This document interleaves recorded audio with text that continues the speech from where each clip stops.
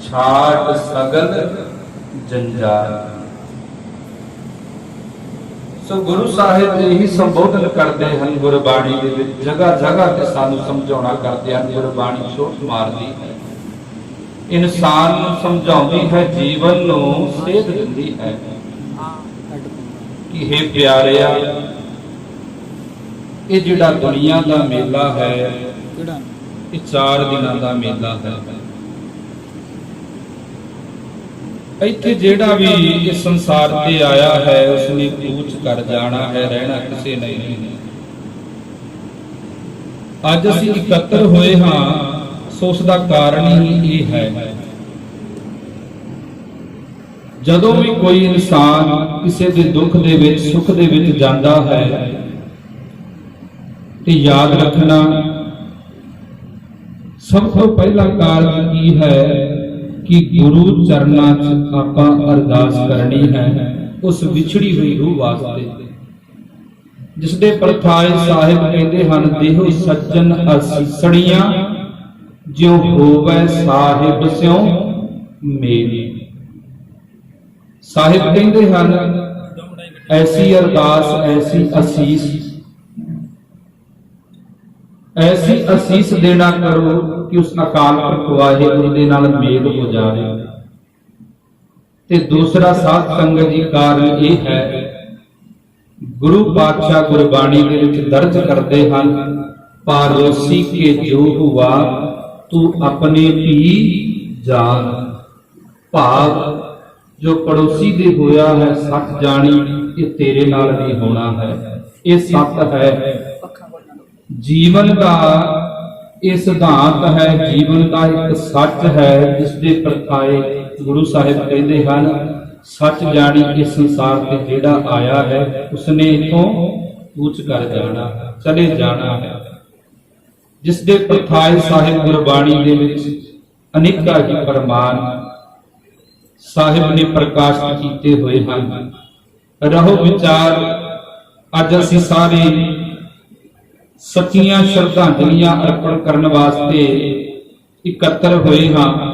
करनी है अरदास समूह संगत ने कि हे परम पिता परमात्मा अकाल पुरख वाहिगुरू, माता जसवीर कौर नूं अपने चरणा विच निवास बख्शना अते पिछे परिवार नूं भाणा मनण दी ताकत समर्था बल उद्यम बख्शना।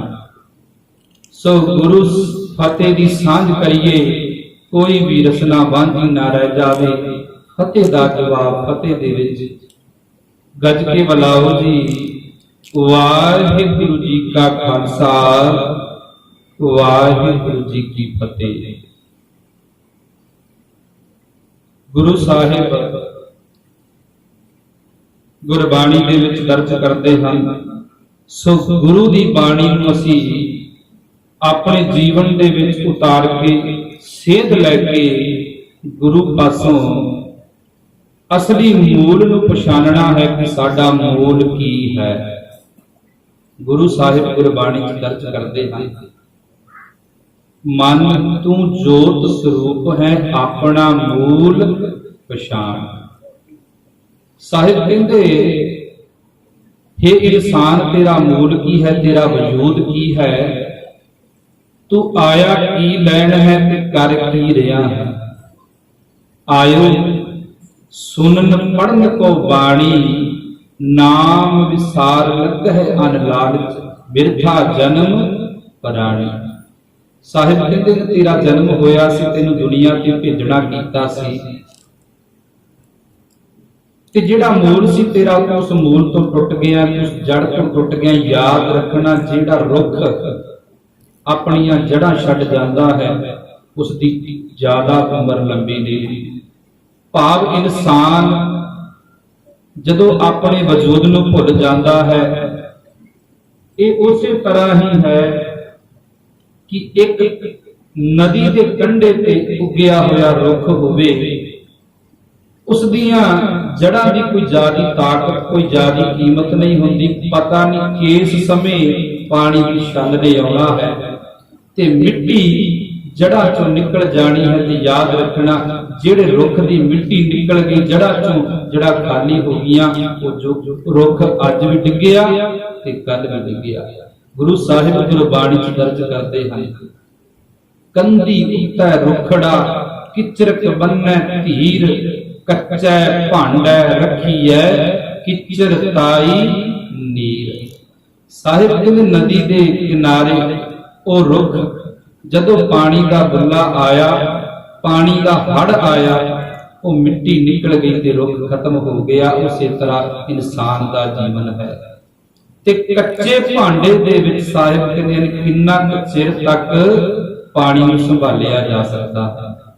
ਕੱਚਾ ਭਾਂਡਾ ਰੱਖੀਐ ਕਿਚਕ ਤਾਈ ਨੀਰ। ਸਾਹਿਬ ਕਹਿੰਦੇ ਕਿੰਨਾ ਕੁ ਸਮਾਂ ਕੱਚੇ ਘੜੇ ਦੇ ਵਿੱਚ ਪਾਣੀ ਰਹਿ ਸਕਦਾ ਹੈ, ਜਿਸ ਦੇ ਪਰਥਾਏ ਨੌਵੇਂ ਪਾਤਸ਼ਾਹ ਗੁਰਬਾਣੀ ਚ ਦਰਜ ਕਰਦੇ ਹਨ, ਚੇਤਨਾ ਹੈ ਤੋ ਚੇਤ ਲੈ ਨਿਸ ਦਿਨ ਮੈਂ ਪ੍ਰਾਨੀ, ਛਿਨ ਛਿਨਿਆਉ ਵਿਹਾਤ ਹੈ ਫੂਟੈ ਘਟ ਜਿਉ ਪਾਨੀ।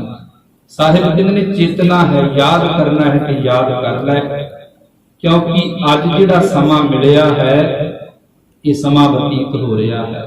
ਗੁਰੂ ਸਾਹਿਬ ਗੁਰਬਾਣੀ ਚ ਦਰਜ ਕਰਦੇ ਹਨ, ਜੋ ਦਿਨ ਆਵੈ ਸੋ ਦਿਨ ਜਾਹੀ, ਕਰਨਾ ਕੂਚ ਰਹਿਣ ਫਿਰਨਾ। ਸਾਹਿਬ ਕਹਿੰਦੇ ਇਸ ਦੁਨੀਆ ਤੇ ਕਿਸੇ ਨੇ ਰਹਿਣਾ ਹੀ ਨਹੀਂ, ਇਹ ਸੱਚ ਹੈ, ਅਟਲ ਸੱਚਾਈ ਹੈ। ਬਹੁਤ ਵਾਰ ਆਪ ਜੀ ਨੇ ਸਾਖੀ ਸੁਣੀ ਵੀ ਹੋਵੇਗੀ ਕਿ ਗੁਰੂ ਨਾਨਕ ਪਾਤਸ਼ਾਹ ਤੇ ਭਾਈ ਮਰਦਾਨਾ ਜੀ ਗਏ, ਹਮਜਾ ਗਾਉਂ ਸਿੱਖ ਪੀਰ ਹੋਏ ਨੇ ਜਿਹਨੇ ਬੰਦਗੀ ਕੀਤੀ, ਤੇ ਬੰਦਗੀ ਕਰਕੇ ਲੋਕਾਂ ਨੂੰ ਆਪਣੇ ਮਗਰ ਲਾ ਕੇ ਇਹ ਕਹਿ ਦਿੱਤਾ ਵੀ ਅੱਜ ਤੋਂ ਬਾਅਦ ਇਸ ਨਗਰ ਦੇ ਵਿੱਚੋਂ ਕੋਈ ਮਰੇਗਾ ਨਹੀਂ। ਪਰ ਗੁਰੂ ਨਾਨਕ ਪਾਤਸ਼ਾਹ ਦੁਨੀਆ ਨੂੰ ਤਾਰਦੇ ਹੋਏ ਜਦੋਂ ਉਸ ਸਮੇਂ ਉਸ ਜਗ੍ਹਾ ਤੇ ਪਹੁੰਚੇ ਤੇ ਸਾਹਿਬ ਕਹਿੰਦੇ ਭਾਈ ਮਰਦਾਨਿਆ ਸਮਾਂ ਆ ਗਿਆ ਹੈ ਕਿ ਸੋਝੀ ਬਖਸ਼ੀਏ, ਦੁਨੀਆ ਨੂੰ ਸਹੀ ਰਸਤੇ ਪਾਈਏ, ਇਸ ਕਰਕੇ ਇੱਕ ਕੰਮ ਕਰ, ਹਮਜਾ ਗਾਉਂ ਦਾ ਜਿਹੜਾ ਅਹੰਕਾਰ ਹੈ ਆਪਾਂ ਦੂਰ ਕਰਨਾ ਹੈ। ਕਿਉਂਕਿ ਜਿਹੜੀ ਪਰਜਾ ਹੈ, ਜਿਹੜੀ ਦੁਨੀਆ ਹੈ, ਇਹ ਮੋਹ ਵਸ ਹੈ। ਯਾਦ ਰੱਖਣਾ, ਦੋ ਚੀਜ਼ਾਂ ਨੂੰ ਇਨਸਾਨ ਕਦੇ ਨਹੀਂ ਛੱਡਦਾ, ਇੱਕ ਆਪਣੇ ਪਰਿਵਾਰ ਦਾ ਮੋਹ ਤੇ ਦੂਜਾ ਮਾਇਆ ਦਾ ਮੋਹ। ਵੈਸੇ ਤੇ ਦੁਨੀਆ ਹਰੇਕ ਪਦਾਰਥਾਂ ਦੇ ਪਿੱਛੇ ਲੱਗੀ ਹੋਈ ਹੈ, ਪਰ ਸਾਹਿਬ ਕਹਿੰਦੇ ਹਨ ਸਭ ਤੋਂ ਜ਼ਿਆਦਾ ਇਨਸਾਨ ਨੂੰ ਆਪਣੇ ਪਰਿਵਾਰ ਨਾਲ ਪਿਆਰ ਹੁੰਦਾ ਹੈ, ਤੇ ਪਰਿਵਾਰ ਨੂੰ ਪਾਲਣ ਵਾਸਤੇ ਮਾਇਆ ਦੀ ਜ਼ਰੂਰਤ ਹੁੰਦੀ ਹੈ, ਤੇ ਮਾਇਆ ਦੇ ਨਾਲ ਵੀ ਉਸਦਾ ਪਿਆਰ ਹੁੰਦਾ ਹੈ। ਸਾਹਿਬ ਕਹਿੰਦੇ ਨੇ ਬਸ ਇੱਥੇ ਹੀ ਭੁਲੇਖਾ ਹੈ। ਇਸ ਕਰਕੇ ਸਾਹਿਬ ਕਹਿੰਦੇ ਨੇ ਚੇਤਨਾ ਹੈ ਤੋ ਚੇਤ ਲੈ ਨਿਸ ਦਿਨ ਮੈਂ ਪ੍ਰਾਨੀ, ਛਿਨ ਛਿਨ ਆਉਦ ਬਿਹਾਤ ਹੈ ਫੂਟੈ ਘਟ ਜਿਉ ਪਾਨੀ। ਸਾਹਿਬ ਕਹਿੰਦੇ ਹਨ ਕੱਚੇ ਘੜੇ ਦੇ ਵਿੱਚ ਪਾਣੀ ਜ਼ਿਆਦਾ ਚਿਰ ਤੱਕ ਨਹੀਂ ਰਹਿ ਸਕਦਾ, ਤੇ ਜਿਹੜਾ ਜੀਵਨ ਹੈ ਨਾ ਸੱਚ ਜਾਣਿਓ ਵੀ ਕੱਚੇ ਘੜੇ ਦੇ ਨਿਆਈ ਹੈ।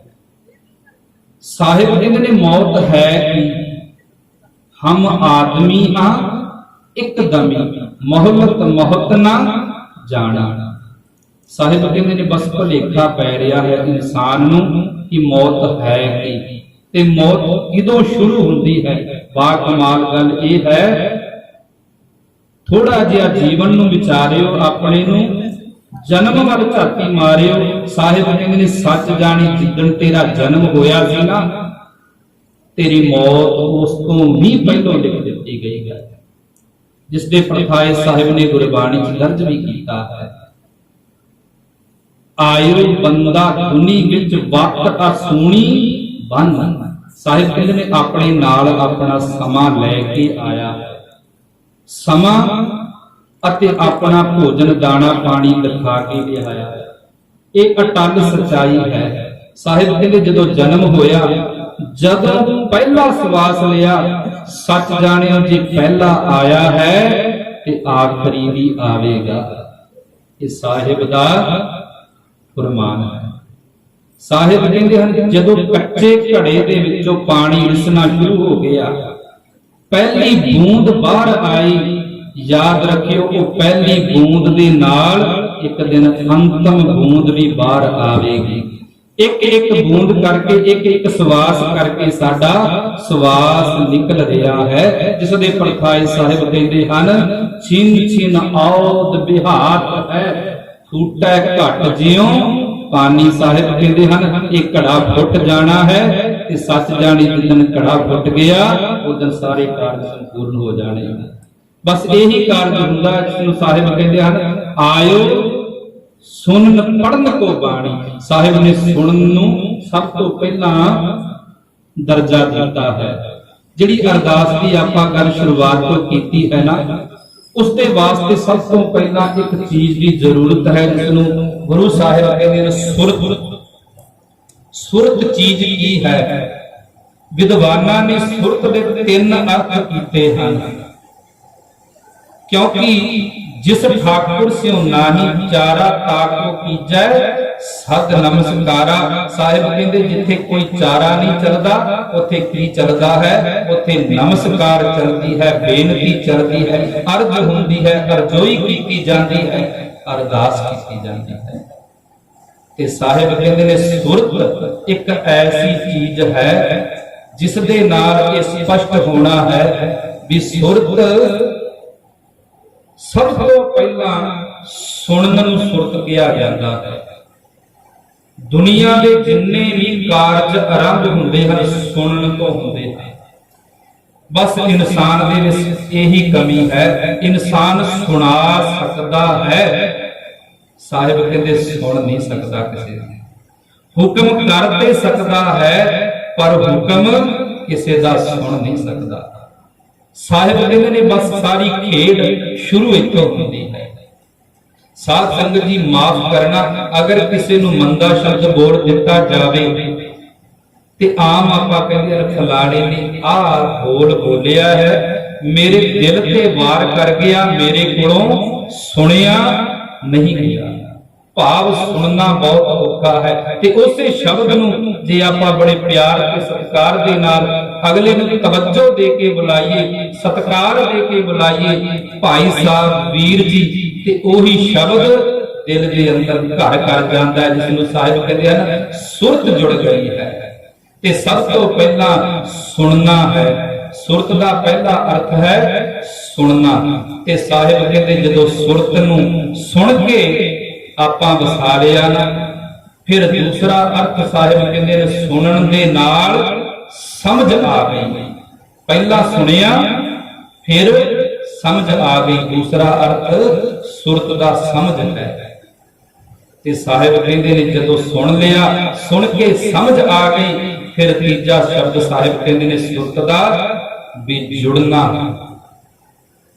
सुनिया, सुन के समझ आ गई ते समझ के गुरु के चरणों के नाल जुड़ गया। साहिब कहते ने ये असली अर्थ सुरत दे तीसरे अर्थ के नाल संपूर्ण होंदे हैं।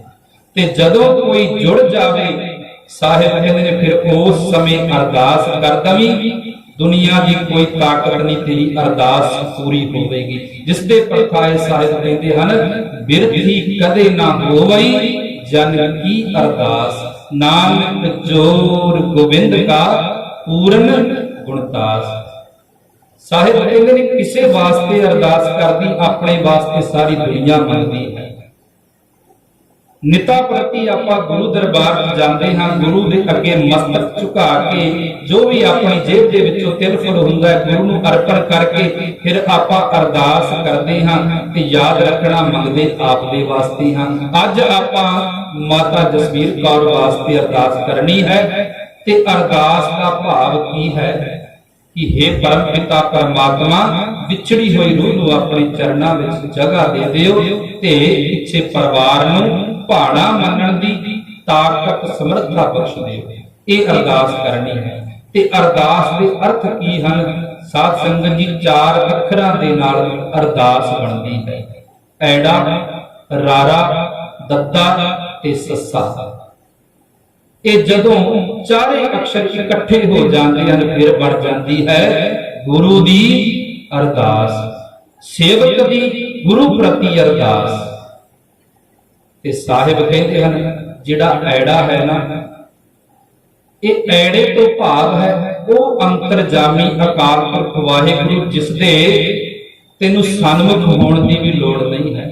क्योंकि अंतरजामी का शब्द का अर्थ ये है जिहड़ा अंदर दी जानन वाला है। जो घट घट के अंतर की जानत, भले बुरे की पीर पछानत। जो दुनिया का वाली है, साहिब कहते ने अरदास उस अगे करनी है जिन्हों किया गल पूरी हो जाए।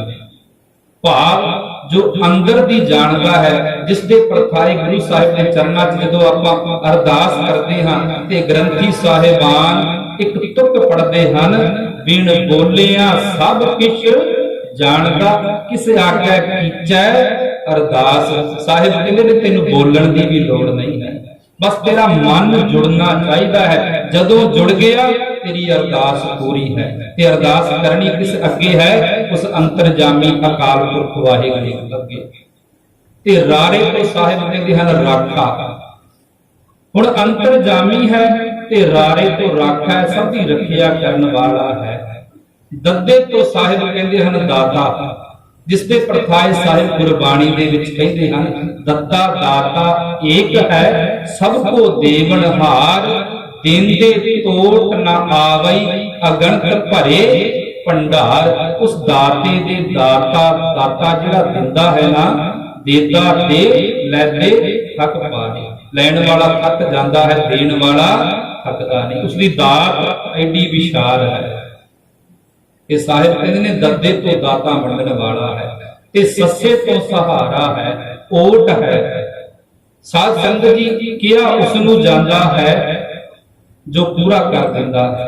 ते मन पहलो जुड़िया होवे ते गुरु ते श्रद्धा होवे ते साहिब कहते ने फिर तेरी अरदास संपूर्ण होनी है। ते अरदास संपूर्ण उसदी हुंदी है जो पहलो जुड़दा है।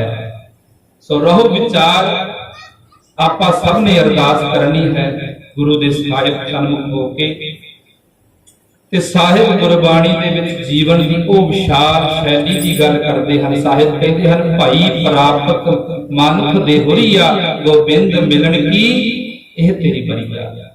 इस पौड़ी ते जो नर चुकै आए जाए दुख पाएगा। साहिब कहते तेन जीवन बख्शिया है, इस जीवन का सही प्रयोग कर। ते सही प्रयोग की है? गुरु की बाणी के नाल जुड़ के। हरेक गल गुरु साहिब का हरेक शब्द बाणी के नाल जोड़ता है ते हरेक शब्द रखिया करने वाला है, राखी करने वाला है। बस गल है मन के नाल जुड़न दी। ते साहिब कहते ने तेन जोड़िया सी पर तू उस चीज तो भुल बैठा है। जिसके परखाए साहिब कहते ने रमैया के गुण चेत प्राणी, कवन मूल ते कवन दृष्टानी, जिन तू साज सवार सीगारिया, गर्भ अगर महजने उबारिया, बार व्यवस्था तुझे प्यारा दूध, पर जोबन भोजन सुख सूद, बिरद पयाओ पर साक सैन, मुख अपयाओ बैठो दैन। सो साहिब कहते असली जिहड़ा जीवन है ना तेनू बख्श दिता है, ते बख्शिया होया जीवन तेरा सफला तां होना है जे गुरु दे चरनां नाल जुड़ेगा। गल नाम दी है, सिमरन दी है, उस अकाल पुरख वाहिगुरू दी याद दे नाल जुड़न दी है। ते तीन अवस्था साहिब ने दसियां हैं गुरबाणी दे विच इंसान दीयां, ते तीन अवस्था नूं 10 भागां दे विच वंडिया है। ते 10 भागां दे विच इंसान दा जीवन 10-10 सालां दा है, जिसके परखाए इंसान की उम्र साहिब ने गुरबाणी के हिसाब नाल 100 साल की दसी है। साहिब कहते हैं बाल, जुआनी और बिरध फुन तीन अवस्था जान। साहिब कहते हैं 3 अवस्था है, बालक की अवस्था है, जुआनी की अवस्था है, ते बुढ़ापे की अवस्था है। साहिब कहते हैं जदों इंसान पैदा होया बचपन अवस्था दे विच है, हौली हौली बढ़दा उसका जीवन जवानी वाल आ गया।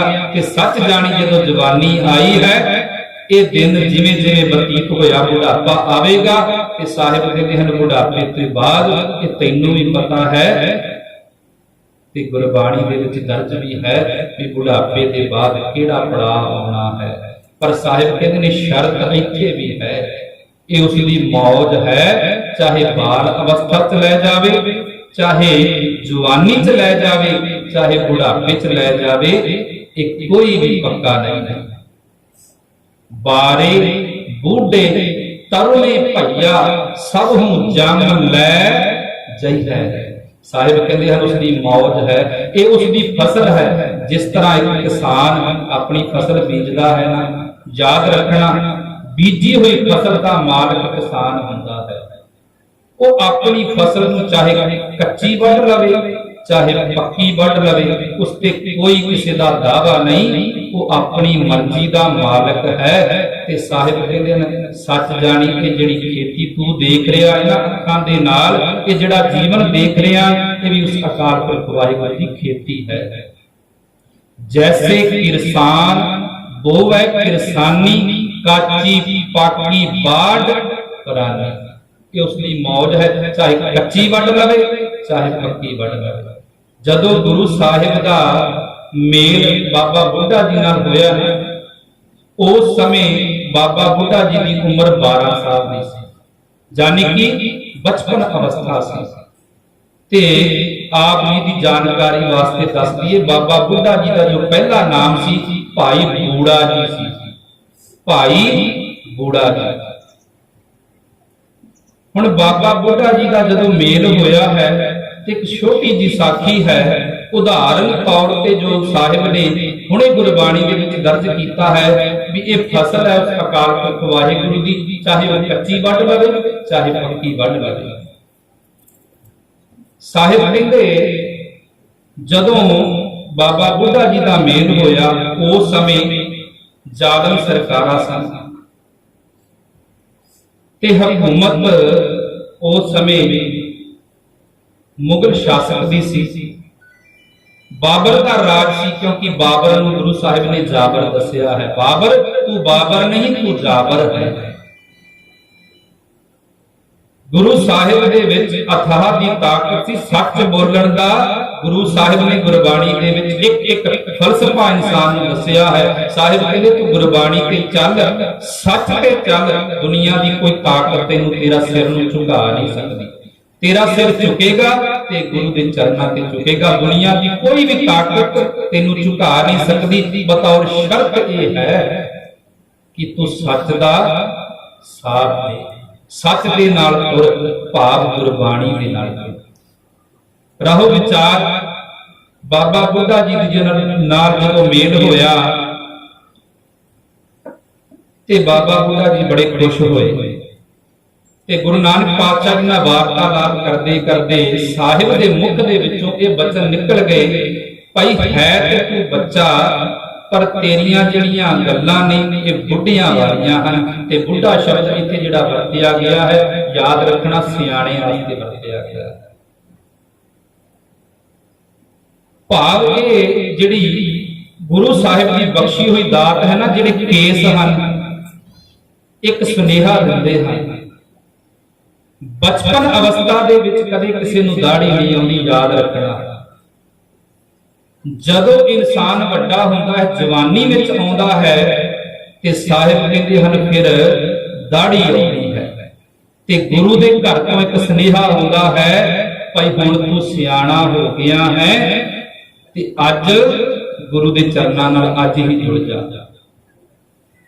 ਤੇ ਸਾਹਿਬ ਕਹਿੰਦੇ ਹਨ ਇੱਕ ਸੁਨੇਹਾ ਇਹ ਆਇਆ ਤੇ ਜਦੋਂ ਬਿਰਧ ਹੋਇਆ, ਬੁਢਾਪੇ ਅਵਸਥਾ ਦੇ ਵਿੱਚ ਆਇਆ, ਉਦੋਂ ਦਾੜੀ ਚਿੱਟੀ ਹੋ ਗਈ। ਸਾਹਿਬ ਕਹਿੰਦੇ ਹੁਣ ਤੇ ਸਮਝ ਜਾ, ਹੁਣ ਤੇਰੀ ਦਾੜੀ ਚਿੱਟੀ ਹੋ ਗਈ। ਭਾਵ ਇਹ ਦੂਜਾ ਸੁਨੇਹਾ ਹੈ ਗੁਰੂ ਦੇ ਘਰ ਦਾ। ਸਾਹਿਬ ਕਹਿੰਦੇ ਹੁਣ ਤੂੰ ਪੂਰਨ ਤੌਰ ਤੇ ਸਿਆਣਾ ਹੋ ਗਿਆ। ਪਰ ਮਾਫ ਕਰਨਾ ਸਾਧ ਸੰਗਤ ਜੀ, ਇਹ ਸ਼ਬਦ ਬੋਲਣੇ ਚੰਗੇ ਨਹੀਂ ਲੱਗਦੇ। ਦੁਨੀਆ ਦੇ ਵਿੱਚ ਵਿਚਰਦਿਆਂ ਕਈ ਵਾਰ ਸੰਗਤ ਦੇ ਨਾਲ ਵਾਰਤਾਲਾਪ ਕਰਦਿਆਂ ਕਈਆਂ ਦੀ ਐਸੀ ਵੀ ਉਮਰ ਅਵਸਥਾ ਬਣ ਜਾਂਦੀ ਹੈ ਕਿ ਉਹ ਉਸ ਅਵਸਥਾ ਦੇ ਵਿੱਚ ਪਹੁੰਚ ਕੇ ਵੀ ਸਿਆਣਿਆਂ ਵਾਲੀ ਗੱਲ ਨਹੀਂ ਕਰ ਸਕਦੇ। ਇੱਕ ਛੋਟਾ ਜਿਹਾ ਬੱਚਾ ਵੀ ਸਿਆਣਿਆਂ ਦੀ ਗੱਲ ਕਰ ਸਕਦਾ ਹੈ, ਜਿਸ ਦੇ ਪ੍ਰਥਾਏ ਸਾਹਿਬ ਨੇ ਗੁਰਬਾਣੀ ਦੇ ਵਿੱਚ ਉਹ ਅਵਸਥਾ ਵੀ ਦੱਸੀ ਹੈ। ਸਾਹਿਬ ਕਹਿੰਦੇ ਹਨ ਇੱਕ ਛੋਟੇ ਜਿਹੇ ਬੱਚੇ ਤੋਂ ਉਦਾਹਰਨ ਲੈ ਕੇ, ਸਾਹਿਬ ਕਹਿੰਦੇ ਹਨ ਇਸ ਤੋਂ ਉਦਾਹਰਨ ਲੈ, ਇਸ ਤੋਂ ਅਕਲ ਸਿੱਖ ਤੇ ਤੂੰ ਵੀ ਬਾਣੀ ਦੇ ਨਾਲ ਜੁੜ ਜਾ। ਜਿਸ ਦੇ ਪ੍ਰਥਾਏ ਸਾਹਿਬ ਕਹਿੰਦੇ ਨੇ ਨਾਮ ਜਪੋ ਜੀ ਐਸੇ ਐਸੇ ਧਰੂ ਪ੍ਰਹਿਲਾਦ ਜਪਿਓ ਹਰਿ ਜੈਸੇ। ਸਾਹਿਬ ਕਹਿੰਦੇ ਹਨ, ਇਹ ਇਨਸਾਨ ਦੇਖ ਛੋਟੀ ਜੀ ਉਮਰ ਦੇ ਵਿੱਚ, ਛੋਟੀ ਜੀ ਅਵਸਥਾ ਦੇ ਵਿੱਚ, ਬਾਲਕ ਅਵਸਥਾ ਦੇ ਵਿੱਚ ਧਰੂ ਪ੍ਰਹਲਾਦ ਨੇ ਗੁਰੂ ਦਾ ਨਾਮ ਜਪਿਆ ਤੇ ਗੁਰੂ ਸਾਹਿਬ ਨੇ ਉਹਨਾਂ ਦੀ ਲਾਜ ਪਤ ਇੱਜ਼ਤ ਰੱਖਣਾ ਕੀਤੀ ਤੇ ਗੁਰੂ ਦੀ ਕਚਹਿਰੀ 'ਚ ਜਦੋਂ ਗਏ ਗੁਰੂ ਸਾਹਿਬ ਨੇ ਉੱਥੇ ਜਗ੍ਹਾ ਦਿੱਤੀ। ਯਾਦ ਰੱਖਣਾ, ਜਗ੍ਹਾ ਉਸ ਨੂੰ ਹੀ ਮਿਲਦੀ ਹੈ ਜੋ ਜਗ੍ਹਾ ਬਣਾਉਂਦਾ ਹੈ ਤੇ ਜਗ੍ਹਾ ਉਸ ਦੀ ਬਣਦੀ ਹੈ ਜੋ ਗੁਰੂ ਦੇ ਅੱਗੇ ਨਤਮਸਤਕ ਹੋ ਕੇ ਗੁਰੂ ਦੀ ਬਾਣੀ ਦੇ ਨਾਲ ਜੁੜਦਾ ਹੈ। ਰਹਿਰਾਸ ਸਾਹਿਬ ਦਾ ਪਾਠ ਆਪ ਦੀ ਨਿਤਾ ਪ੍ਰਤੀ ਸਰਵਣ ਕਰਦੇ ਹੋ। ਹਰੇਕ ਨਗਰ ਦੇ ਵਿੱਚ ਗੁਰਦੁਆਰਾ ਸਾਹਿਬ ਹਨ, ਕਈਆਂ ਤੇ ਜਗ੍ਹਾ ਤੇ ਦੋ ਦੋ ਵੀ ਬਣੇ ਹਨ। ਨਿਤਾ ਪ੍ਰਤੀ ਗ੍ਰੰਥੀ ਸਿੰਘ ਪਾਠ ਕਰਦੇ ਹਨ ਕਿ ਇੱਕ ਸ਼ਲੋਕ ਆਉਂਦਾ ਹੈ, ਆਪ ਜੀ ਨੇ ਸਰਵਣ ਕੀਤਾ ਹੋਣਾ ਹੈ। ਨਹੀਂ ਸਰਵਣ ਕੀਤਾ ਤੇ ਵਿਚਾਰ ਜ਼ਰੂਰ ਕਰਨਾ, ਕਿਉਂਕਿ ਗ੍ਰੰਥੀ ਸਾਹਿਬਾਨ ਨੇ ਤੇ ਪਾਠ ਕਰਨਾ ਹੈ, ਅੱਗੇ ਆਪਣਾ ਕਰਮ ਹੈ ਕਿ ਆਪਾਂ ਸੁਣਨਾ ਹੈ। ਤੇ ਸਾਹਿਬ ਕਹਿੰਦੇ ਹਨ, ਅੰਤਰ ਗੁਰ ਆਰਾਧਨਾ ਜਿਹਵਾ ਜਪ ਗੁਰ ਨਾਮ। ਸਾਹਿਬ ਕਹਿੰਦੇ ਨੇ ਅੰਦਰ ਝਾਤੀ ਮਾਰ ਕੇ ਯਾਦ ਕਰ, ਅੰਤਰ ਗੁਰ ਆਰਾਧਨਾ, ਆਪਣੇ ਗੁਰੂ ਦੀ ਆਰਾਧਨਾ ਕਰ, ਗੁਰੂ ਨੂੰ ਯਾਦ ਕਰ, ਗੁਰੂ ਦਾ ਸਿਮਰਨ ਕਰ। ਅੰਤਰ ਗੁਰ ਆਰਾਧਨਾ ਜਿਹਵਾ ਜਪ ਗੁਰ ਨਾਮ, ਜਿਹਵਾ ਦੇ ਨਾਲ ਗੁਰੂ ਦੇ ਨਾਮ ਨੂੰ ਜਪ। ਨੇਤਰੀ ਸਤਿਗੁਰ ਪੇਖਣਾ, ਸ਼ਰਵਣੀ ਸੁਨਣਾ ਗੁਰ ਨਾਮ, ਤੇ ਅੱਖਾਂ ਦੇ ਨਾਲ ਆਪਣੇ ਗੁਰੂ ਦੇ ਦਰਸ਼ਨ ਕਰ ਤੇ ਕੰਨਾਂ ਦੇ ਨਾਲ ਬਾਣੀ ਸੁਣ। ਇਹ ਨਿਤਾ ਪ੍ਰਤੀ ਆਪਾਂ ਰੋਜ਼ ਗ੍ਰੰਥੀ ਸਾਹਿਬਾਨ ਕੋਲੋਂ ਤੇ ਆਪ ਵੀ ਪਾਠ ਕਰਦੇ ਹੋਣੇ ਆ, ਰਹਿਰਾਸ ਸਾਹਿਬ ਦਾ ਨਿਤਾ ਪ੍ਰਤੀ ਆਪਾਂ ਸਰਵਣ ਕਰਦੇ ਹਾਂ। ਗੁਰੂ ਸਾਹਿਬ ਨੇ ਗੁਰਬਾਣੀ ਦੇ ਵਿੱਚ ਦਰਜ ਕੀਤਾ ਹੈ, ਅੰਤਰ ਗੁਰ ਆਰਾਧਨਾ ਜਿਹਵਾ ਜਪ ਗੁਰ ਨਾਮ, ਨੇਤਰੀ ਸਤਿਗੁਰ ਪੇਖਣਾ, ਸ਼ਰਵਣੀ ਸੁਨਣਾ ਗੁਰ ਨਾਮ, ਸਤਿਗੁਰ ਸੇਤੀ ਰਤਿਆ ਦਰਗਹ ਪਾਈਐ ਠਾਉ। ਸਾਹਿਬ ਕਹਿੰਦੇ ਨੇ ਜਿਹੜਾ ਗੁਰੂ ਦੇ ਨਾਲ ਰਤਿਆ ਗਿਆ, ਗੁਰੂ ਦੇ ਰੰਗ ਦੇ ਵਿੱਚ ਰੰਗਿਆ ਗਿਆ, ਸੱਚ ਜਾਣੀ ਜਗ੍ਹਾ ਉਸ ਨੂੰ ਮਿਲਣੀ ਹੈ। ਸਤਿਗੁਰ ਸੇਤੀ ਰਤਿਆ ਦਰਗਹ ਪਾਈਐ ਠਾਉ, ਦਰਗਾਹ ਦੇ ਵਿੱਚ ਜਗ੍ਹਾ ਉਸ ਨੂੰ ਹੀ ਮਿਲਣੀ ਹੈ। ਸੋ ਭਾਈ ਬੁੱਢਾ ਜੀ ਦਾ ਜਦੋਂ ਮੇਲ ਹੋਇਆ, ਬਾਬਾ ਬੁੱਢਾ ਜੀ ਦਾ ਵਿਚਾਰ ਕੀਤੀ, ਵਿਚਾਰ ਕਰਦਿਆਂ ਬਾਬਾ ਬੁੱਢਾ ਜੀ ਨੇ ਜਦੋਂ ਬਚਨ ਕੀਤੇ ਤੇ ਸਾਹਿਬ ਨੇ ਕਿਹਾ, ਤੇਰੀਆਂ ਗੱਲਾਂ ਬੜੀਆਂ ਸਿਆਣਿਆਂ ਵਾਲੀਆਂ ਹਨ, ਛੋਟੀ ਜੀ ਅਵਸਥਾ ਹੈ, ਇੰਨਾ ਗਿਆਨ ਤੈਨੂੰ ਕਿੱਥੋਂ ਪ੍ਰਾਪਤ ਹੋਇਆ? ਕਹਿੰਦੇ ਮੈਂ ਇੱਕ ਦਿਨ ਆਪਣੇ ਪਿਤਾ ਜੀ ਨਾਲ ਖੇਤ ਦੇ ਵਿੱਚ ਗਿਆ ਸੀ, ਕਿਉਂਕਿ ਮੈਂ ਵੀ ਜ਼ਿਮੀਂਦਾਰਾਂ ਦਾ ਲੜਕਾ ਹਾਂ। ਮੈਨੂੰ ਪਤਾ ਹੈ ਜ਼ਮੀਨ ਦੇ ਵਿੱਚ ਜੇ ਕੰਮ ਕਰਾਂਗੇ, ਫਸਲ ਨੂੰ ਉਗਾਵਾਂਗੇ, ਫਸਲ ਦੀ ਸਾਂਭ ਕਰਾਂਗੇ ਤੇ ਫਸਲ ਨੇ ਫਿਰ ਸਾਨੂੰ ਬਰਕਤ ਦੇਣੀ ਹੈ। ਯਾਦ ਰੱਖਣਾ, ਜਿਹੜਾ ਜ਼ਿਮੀਂਦਾਰ ਵੀਰ ਖੇਤ ਦੇ ਵਿੱਚ ਗੇੜਾ ਨਹੀਂ ਮਾਰਦਾ, ਖੇਤ ਉਸ ਨੂੰ ਵਫਾ ਨਹੀਂ ਦਿੰਦਾ।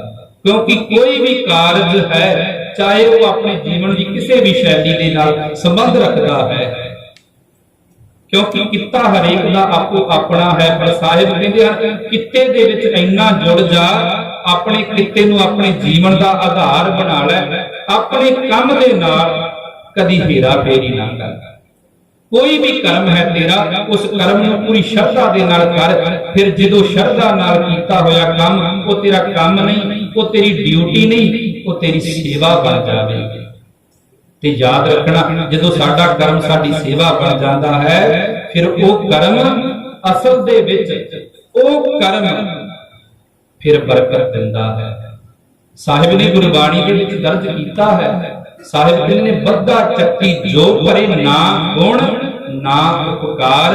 ਬੱਧਾ ਚੱਕੀ ਦੇ ਨਾਲ ਕੀਤਾ ਹੋਇਆ ਕਰਮ ਕੋਈ ਵੀ, ਸਾਹਿਬ ਕਹਿੰਦੇ ਹਨ, ਭਲੀ ਫੂਕ ਨਹੀਂ ਹੁੰਦਾ, ਉਹ ਬਰਕਤ ਦੇ ਹੀ ਨਹੀਂ ਸਕਦਾ, ਕਿਉਂਕਿ ਤੇਰਾ ਧਿਆਨ ਉਸ ਕਰਮ ਵੱਲ ਨਹੀਂ ਹੈ।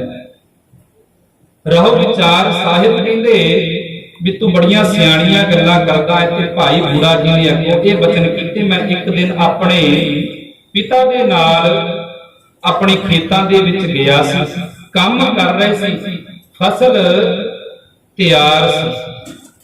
ਹੁਣ ਕੁਝ ਫਸਲ ਪੱਕੀ ਸੀ, ਕੁਝ ਫਸਲ ਕੱਚੀ ਸੀ ਤੇ ਕੁਝ ਅਸੀਂ ਬੀਜ ਰਹੇ ਸੀ। ਤਿੰਨ ਅਵਸਥਾ ਹੋ ਗਈਆਂ, ਕੁਝ ਬੀਜ ਰਹੇ ਸੀ, ਕੁਝ ਫਸਲ ਪੱਕੀ ਸੀ ਤੇ ਕੁਝ ਫਸਲ ਪੱਕਣ ਵਾਲੀ ਸੀ, ਜਿਹਨੂੰ ਆਪਾਂ ਡੱਡਰੀ ਫਸਲ ਕਹਿੰਦੇ ਹਾਂ।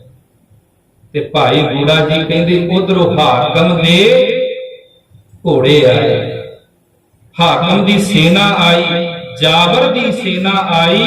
ਉਹਨਾਂ ਨੇ ਉਹਨਾਂ ਦੇ ਘੋੜਿਆਂ ਦੇ ਪੈੜਾਂ ਦੇ ਨਾਲ ਜਿਹੜੀ ਫਸਲ ਬੀਜ ਰਹੇ ਸੀ ਉਹ ਤਬਾਹ ਹੋ ਗਈ, ਜਿਹੜੀ ਕੱਚੀ ਫਸਲ ਸੀ ਹਜੇ ਪੱਕੀ ਨਹੀਂ ਸੀ ਉਹ ਤਬਾਹ ਹੋ ਗਈ, ਤੇ ਜਿਹੜੀ ਪੱਕੀ ਫਸਲ ਸੀ ਉਹ ਹਾਕਮ ਦੇ ਜਿਹੜੇ ਲੋਕ ਆਏ ਸਨ ਉਹ ਵੱਢ ਕੇ ਲੈ ਗਏ। ਭਾਵ ਸਾਡੇ ਹੱਥ ਵਿੱਚ ਕੁਝ ਨਹੀਂ ਆਇਆ। ਕਹਿੰਦੇ ਬਸ ਉਸ ਦਿਨ ਸਮਝ ਆ ਗਈ ਵੀ ਇਹ ਉਸ ਅਕਾਲ ਪੁਰਖ ਵਾਹਿਗੁਰੂ ਦੀ ਬਣਾਈ ਹੋਈ ਵਿਉਂਤ ਹੈ, ਵੀ ਕੱਚੀ ਫਸਲ ਵੀ ਤਬਾਹ ਹੋ ਸਕਦੀ ਹੈ, ਪੱਕੀ ਫਸਲ ਵੀ ਤਬਾਹ ਹੋ ਸਕਦੀ ਹੈ, ਤੇ ਜਿਹੜੀ ਪੱਕਣ ਵਾਲੀ ਹੈ ਉਹ ਵੀ ਤਬਾਹ ਹੋ ਸਕਦੀ ਹੈ। ਤੇ ਮਨ ਦੇ ਵਿੱਚ ਵਿਚਾਰ ਆਇਆ, ਮਨਾ ਇਹ ਤੇ ਫਸਲ ਸੀ, ਸੱਚ ਜਾਣੀ ਸਾਡਾ ਜੀਵਨ ਵੀ ਐਸਾ ਹੀ ਹੈ, ਫਸਲ ਦੀ ਭਾਂਤ ਹੈ। ਅੱਜ ਬਚਪਨ ਅਵਸਥਾ ਚ ਹਾਂ, ਕੀ ਪਤਾ ਉਸ ਦੇ ਘਰ ਦਾ ਕਦੋਂ ਸੱਦਾ ਆ ਜਾਵੇ। ਤੇ ਸਾਹਿਬ ਕਹਿੰਦੇ ਜਦੋਂ ਸੱਦਾ ਆ ਜਾਵੇ ਨਾ ਫਿਰ ਜਾਣਾ ਪੈਂਦਾ ਹੈ। ਕੱਲੇ ਆਵਹਿ ਨਾਨਕਾ ਸੱਦੇ ਉੱਠੀ ਜਾਹੇ। ਸਾਹਿਬ ਕਹਿੰਦੇ ਜਦੋਂ ਸੱਦਾ ਆ ਗਿਆ ਫਿਰ ਇੱਥੇ ਦੁਨੀਆ ਤੇ ਕੋਈ ਵੀ ਰਹਿ ਨਹੀਂ ਸਕਦਾ। ਜਿਸ ਦੇ ਪ੍ਰਥਾਏ ਸਾਹਿਬ ਕਹਿੰਦੇ ਨੇ ਜਿਨਕੀ ਚੀਰੀ ਦਰਗਹ ਪਾਟੀ ਤਿਨਾ ਮਰਨਾ। ਭਾਈ ਸਾਹਿਬ ਕਹਿੰਦੇ ਜਦੋਂ ਦਰਗਾਹ ਦੇ ਵਿੱਚੋਂ ਪਾਟੀ ਹੋਈ ਚਿੱਠੀ ਆ ਗਈ ਨਾ ਫਿਰ ਦੁਨੀਆ ਤੇ ਕੋਈ ਰਹਿ ਨਹੀਂ ਸਕਦਾ। ਅੱਜ ਵੀ ਸਾਧ ਸੰਗਤ ਜੀ ਹੁਣ ਤੇ ਰਿਵਾਜ ਖਤਮ ਹੋ ਗਿਆ, ਪਹਿਲਾਂ ਚਿੱਠੀਆਂ ਭੇਜਿਆ ਕਰਦੇ ਸਨ ਤੇ ਚਿੱਠੀ ਪੜਨ ਤੋਂ ਪਹਿਲਾਂ ਪਤਾ ਲੱਗ ਜਾਂਦਾ ਸੀ ਵੀ ਇਹ ਚਿੱਠੀ ਖੁਸ਼ੀ ਦੀ ਹੈ ਜਾਂ ਗਮੀ ਦੀ ਹੈ, ਕਿਉਂਕਿ ਜਿਹੜੀ ਚਿੱਠੀ ਨੂੰ ਥੋੜਾ ਜਿਹਾ ਕੱਟ ਲੱਗਾ ਹੁੰਦਾ ਸੀ, ਪਾੜਿਆ ਹੁੰਦਾ ਸੀ ਤੇ ਸਮਝ ਆ ਜਾਂਦੀ ਸੀ ਵੀ ਇਹ ਦੁੱਖ ਦਾ ਸੁਨੇਹਾ ਹੈ। ਤੇ ਸਾਹਿਬ ਕਹਿੰਦੇ ਨੇ ਜਿਨਕੀ ਚੀਰੀ ਦਰਗਹ ਪਾਟੀ ਤਿਨਾ ਮਰਨਾ। ਭਾਈ ਸਾਹਿਬ ਕਹਿੰਦੇ ਜਿਹਦੀ ਦਰਗਾਹ ਤੋਂ ਚਿੱਠੀ ਪਾਟ ਗਈ ਉਹ ਰਹਿ ਹੀ ਨਹੀਂ ਸਕਦਾ। ਤੇ ਭਾਈ ਬੁੱਢਾ ਜੀ ਕਹਿੰਦੇ ਮੈਨੂੰ ਸਮਝ ਆ ਗਈ ਕਿ ਇਹ ਉਸ ਅਕਾਲ ਪੁਰਖ ਵਾਹਿਗੁਰੂ ਦੀ ਬੀਜੀ ਹੋਈ ਫਸਲ ਹੈ, ਇਹ ਉਸ ਦੀ ਮੌਜ ਹੈ, ਚਾਹੇ ਬਚਪਨ ਅਵਸਥਾ ਚ ਲੈ ਜਾਵੇ, ਚਾਹੇ ਜਵਾਨੀ ਚ ਲੈ ਜਾਵੇ, ਚਾਹੇ ਬੁਢਾਪੇ ਚ ਲੈ ਜਾਵੇ। ਕਹਿੰਦੇ ਉਦੋਂ ਤੋਂ ਸਮਝ ਆ ਗਈ, ਇਸ ਕਰਕੇ ਆਪ ਜੀ ਦੀ ਬਾਣੀ ਦੇ ਨਾਲ ਮੈਂ ਜੁੜ ਗਿਆ। ਜਦੋਂ ਸਿੱਖਾਂ ਦੀ ਨਾਮਾਵਲੀ ਲਿਖੀ ਗਈ ਹੈ ਨਾ, ਭਾਈ ਗੁਰਦਾਸ ਜੀ ਨੇ ਭਾਈ ਪੋਪਟ ਜੀ ਦਾ ਨਾਮ ਲਿਖਿਆ। ਇੱਕ ਭਾਈ ਤਾਰੂ ਜੀ ਹੋਏ ਹਨ, ਇੱਕ ਤਾਰੂ ਪੋਪਟ ਜੀ ਹੋਏ ਹਨ, ਜੋ ਗੁਰੂ ਨਾਨਕ ਪਾਤਸ਼ਾਹ ਦੇ ਟਾਈਮ ਤੇ ਹੋਏ ਹਨ। ਸਿੱਖਾਂ ਦੀ ਨਾਮਾਵਲੀ ਦੇ ਵਿੱਚ ਸਭ ਤੋਂ ਪਹਿਲੇ ਸ਼ਹੀਦ ਭਾਈ ਤਾਰੂ ਪੋਪਟ ਜੀ ਹੋਏ ਹਨ, ਜਿਸ ਦੇ ਪ੍ਰਥਾਏ ਭਾਈ ਗੁਰਦਾਸ ਜੀ ਨੇ ਗੁਰਬਾਣੀ ਦੇ ਵਿੱਚ ਦਰਜ ਕੀਤਾ ਹੈ। ਇਸੇ ਤਰ੍ਹਾਂ ਬਚਪਨ ਅਵਸਥਾ ਦੇ ਵਿੱਚ ਉਹ ਵੀ ਗੁਰੂ ਸਾਹਿਬ ਦੀ ਬਾਣੀ ਦੇ ਨਾਲ ਜੁੜੇ ਹੋਏ ਹਨ। ਜਦੋਂ ਕਰਤਾਰਪੁਰ ਗੁਰੂ ਨਾਨਕ ਪਾਤਸ਼ਾਹ ਭਾਈ ਮਰਦਾਨਾ ਜੀ ਗਏ, ਭਾਈ ਮਰਦਾਨਾ ਜੀ ਰਬਾਬ ਵਜਾ ਰਹੇ ਹਨ, ਗੁਰੂ ਪਾਤਸ਼ਾਹ ਇਸੇ ਤਰ੍ਹਾਂ ਦੀਵਾਨ ਸਜਿਆ ਹੋਇਆ ਹੈ ਤੇ ਗੁਰਬਾਣੀ ਦਾ ਕੀਰਤਨ ਕਰ ਰਹੇ ਹਨ। ਬਾਣੀ ਦਾ ਕੀਰਤਨ ਕਰਦੇ ਕਰਦੇ ਜਦੋਂ ਸੰਪੂਰਨਤਾ ਹੋਈ, ਸਮਾਪਤੀ ਹੋਈ, ਇੱਕ ਛੋਟੀ ਜੀ ਅਵਸਥਾ ਦਾ ਬੱਚਾ ਜੋ ਬਾਲਕ ਅਵਸਥਾ ਦੇ ਵਿੱਚ, ਜਿਸ ਦੀ ਉਮਰ ਇੰਜ ਕਹਿ ਲਈਏ ਬਿਲਕੁਲ 8 ਜਾਂ 9 ਸਾਲ ਦਾ ਬੱਚਾ, ਜਦੋਂ 8-9 ਸਾਲ ਦਾ ਬੱਚਾ ਗੁਰੂ ਨਾਨਕ ਪਾਤਸ਼ਾਹ ਜੀ ਨੇ ਉਸ ਦੀਵਾਨ ਦੇ ਵਿੱਚ ਬੈਠਾ ਦੇਖਿਆ ਤੇ ਸਾਹਿਬ ਕਹਿੰਦੇ ਨੇ ਕਿ ਇੱਕ ਬੜੀ ਰੱਬੀ ਇਲਾਹੀ ਕੋਈ ਰੂਹ ਹੈ ਜੋ ਗੁਰੂ ਦੇ ਚਰਨਾਂ ਨਾਲ ਇੰਨੀ ਜੁੜੀ ਹੋਈ ਹੈ। ਹੁਣ ਉਹ ਤੇ ਮਾਲਕ ਹਨ, ਦਿਲਾਂ ਦੇ ਜਾਣਨ ਹਾਰੇ ਹਨ, ਘਟ ਘਟ ਕੇ ਅੰਦਰ ਕੀ ਜਾਣਨ ਹਾਰੇ ਹਨ। ਸਾਹਿਬ ਜਾਣਦੇ ਹਨ ਪਰ ਸੰਗਤਾਂ ਨੂੰ ਸਮਝਾਉਣਾ ਹੈ, ਵੇਖਣ ਵਾਲਾ ਸਮਝ ਜਾਵੇ। ਇਸ ਕਰਕੇ ਪਾਤਸ਼ਾਹ ਨੇ ਵਿਉਂਤ ਬਣਾਈ, ਉਸ ਬੱਚੇ ਨੂੰ ਬੁਲਾਇਆ, ਜਦੋਂ ਕੋਲ ਬਿਠਾਇਆ ਤੇ ਪੁੱਛਣਾ ਕੀਤਾ ਵੀ ਬੇਟਾ ਤੇਰੀ ਅਵਸਥਾ ਬਹੁਤ ਛੋਟੀ ਹੈ ਤੇ ਤੂੰ ਸੰਗਤ ਦੇ ਵਿੱਚ ਨਿਤਾ ਪ੍ਰਤੀ ਮੈਂ ਦੇਖ ਰਿਹਾ ਆ ਰਿਹਾ ਗੁਰਬਾਣੀ ਸਰਵਣ ਕਰਦਾ ਹੈ, ਸਭ ਤੋਂ ਪਹਿਲਾਂ ਤੂੰ ਆਉਣਾ ਹੈ ਤੇ ਸਭ ਤੋਂ ਬਾਅਦ ਤੂੰ ਜਾਂਦਾ ਹੈ। ਤੇਰਾ ਇੰਨਾ ਮਨ ਗੁਰਬਾਣੀ ਨਾਲ ਜੁੜਿਆ। ਕਹਿੰਦੇ ਹਨ ਕਿ ਆਪ ਜੀ ਪਾਸੋਂ, ਆਪ ਜੀ ਦੀ ਗੁਰਬਾਣੀ ਪਾਸੋਂ, ਸੰਤਾਂ ਮਹਾਤਮਾ ਦੇ ਪਾਸੋਂ ਤੇ ਆਪਣੇ ਮਾਤਾ ਜੀ ਪਾਸੋਂ ਮੈਂ ਇਹ ਚੀਜ਼ ਸਿੱਖਣਾ ਕੀਤੀ ਹੈ। ਯਾਦ ਰੱਖਣਾ, ਸਭ ਤੋਂ ਵੱਡੀ ਟੀਚਰ, ਸਭ ਤੋਂ ਵੱਡੀ ਅਧਿਆਪਕ, ਸਭ ਤੋਂ ਵੱਡੀ ਗੁਰੂ ਮਾਂ ਹੁੰਦੀ ਹੈ। ਮਾਂ ਦੇ ਬਰਾਬਰ ਦੁਨੀਆ ਵਿੱਚ ਕੋਈ ਵੀ ਦੂਜਾ ਦਰਜਾ ਨਹੀਂ। ਜਿਸ ਦੇ ਪ੍ਰਥਾਏ ਗੁਰੂ ਸਾਹਿਬ ਨੇ ਗੁਰਬਾਣੀ ਦੇ ਵਿੱਚ ਸਭ ਤੋਂ ਪਹਿਲਾ ਦਰਜਾ ਮਾਤਾ ਨੂੰ ਦਿੱਤਾ ਹੈ। ਗੁਰਦੇਵ ਮਾਤਾ, ਗੁਰਦੇਵ ਪਿਤਾ, ਗੁਰਦੇਵ ਸੁਆਮੀ ਪਰਮੇਸ਼ਵਰਾ। ਤੀਜੀ ਥਾਂ ਤੇ ਸਾਹਿਬ ਆਪ ਹਨ, ਪਹਿਲੀ ਥਾਂ ਤੇ ਮਾਤਾ, ਦੂਜੀ ਥਾਂ ਤੇ ਪਿਤਾ, ਤੀਜੀ ਥਾਂ ਤੇ ਸਾਹਿਬ ਨੇ ਆਪਣੇ ਆਪ ਨੂੰ ਰੱਖਿਆ ਹੈ। ਤੇ ਯਾਦ ਰੱਖਣਾ, ਜੋ ਮਾਤਾ ਆਪਣੇ ਬੱਚੇ ਨੂੰ ਸਿਖਾਉਂਦੀ ਹੈ ਨਾ, ਬੱਚਾ ਉਹੀ ਸਿੱਖਦਾ ਹੈ। ਸਭ ਤੋਂ ਪਹਿਲਾਂ ਅਗਰ ਚੰਗੇ ਸੰਸਕਾਰ, ਚੰਗੀ ਵਿਦਿਆ ਕੋਈ ਪ੍ਰਾਪਤ ਕਰਦਾ ਤੇ ਆਪਣੇ ਘਰ ਦੇ ਵਿੱਚੋਂ ਆਪਣੀ ਮਾਤਾ ਦੇ ਕੋਲੋਂ ਸਿੱਖਦਾ ਹੈ।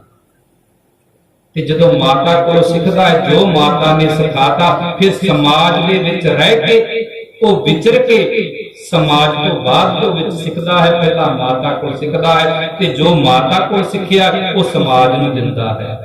ਜੇ ਮਾਤਾ ਕੋਲੋਂ ਧਾਰਮਿਕ ਗ੍ਰੰਥਾਂ, ਧਾਰਮਿਕ ਪੁਸਤਕਾਂ ਪੜ੍ਹੀਆਂ ਹਨ ਮਾਤਾ ਨੇ, ਤੇ ਮਾਤਾ ਇਸ ਬੰਨੇ ਲਾਉਂਦੀ ਹੈ, ਜਿਹੜਾ ਇਸ ਬੰਨੇ ਨਾਲ ਲੱਗ ਗਿਆ ਨਾ, ਇਸ ਬੰਨੇ ਨਾਲ ਜੁੜ ਗਿਆ। ਸਾਹਿਬ ਕਹਿੰਦੇ ਹਨ, ਜੇ ਤੂੰ ਮੇਰਾ ਹੋਏ ਰਹਿ ਸਭ ਜਗ ਤੇਰਾ ਹੋਏ, ਤੂੰ ਮੇਰਾ ਹੋ ਕੇ ਤੇ ਵੇਖ, ਜੇ ਤੂੰ ਮੇਰਾ ਹੋ ਗਿਆ ਤੇ ਸਾਰੀ ਦੁਨੀਆ ਤੇਰੀ ਹੋ ਜਾਵੇਗੀ।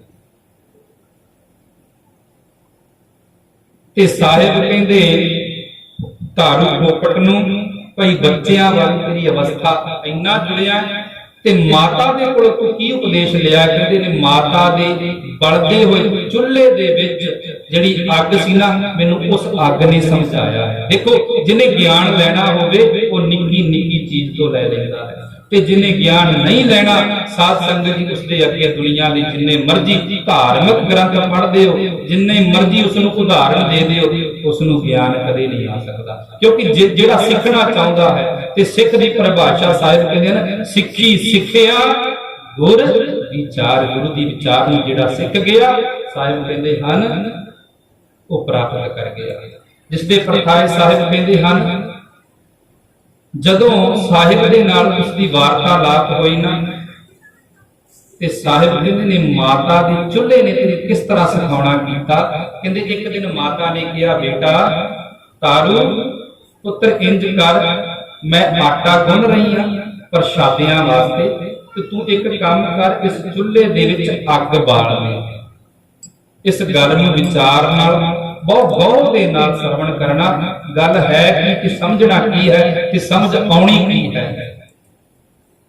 ਕਹਿੰਦੇ ਮਾਤਾ ਨੇ ਕਿਹਾ, ਤਾਰੂ ਬੇਟਾ ਇਸ ਚੁੱਲ੍ਹੇ ਦੇ ਵਿੱਚ ਅੱਗ ਬਾਲ ਦੇ। ਤੇ ਕਹਿੰਦੇ ਜਦੋਂ ਮੈਂ ਅੱਗ ਬਾਲਣੀ ਸ਼ੁਰੂ ਕੀਤੀ, ਮੈਂ ਪਹਿਲਾਂ ਵੱਡੀਆਂ ਲੱਕੜਾਂ ਸ਼ੁਰੂ ਕੀਤੀਆਂ, ਤੇ ਜਦੋਂ ਵੱਡੀਆਂ ਲੱਕੜਾਂ ਲਾਈਆਂ ਅੱਗ ਬਲੇ ਨਾ, ਤੇ ਜਦੋਂ ਅੱਗ ਬਲੇ ਨਾ, ਤੇ ਮਾਤਾ ਕਹਿੰਦੀ ਪੁੱਤਰ ਟਾਈਮ ਬਹੁਤ ਹੋ ਗਿਆ, ਅੱਗ ਬਲੀ ਨਹੀਂ। ਕਹਿੰਦੇ ਮਾਤਾ ਅੱਗ ਬਲੀ ਨਹੀਂ।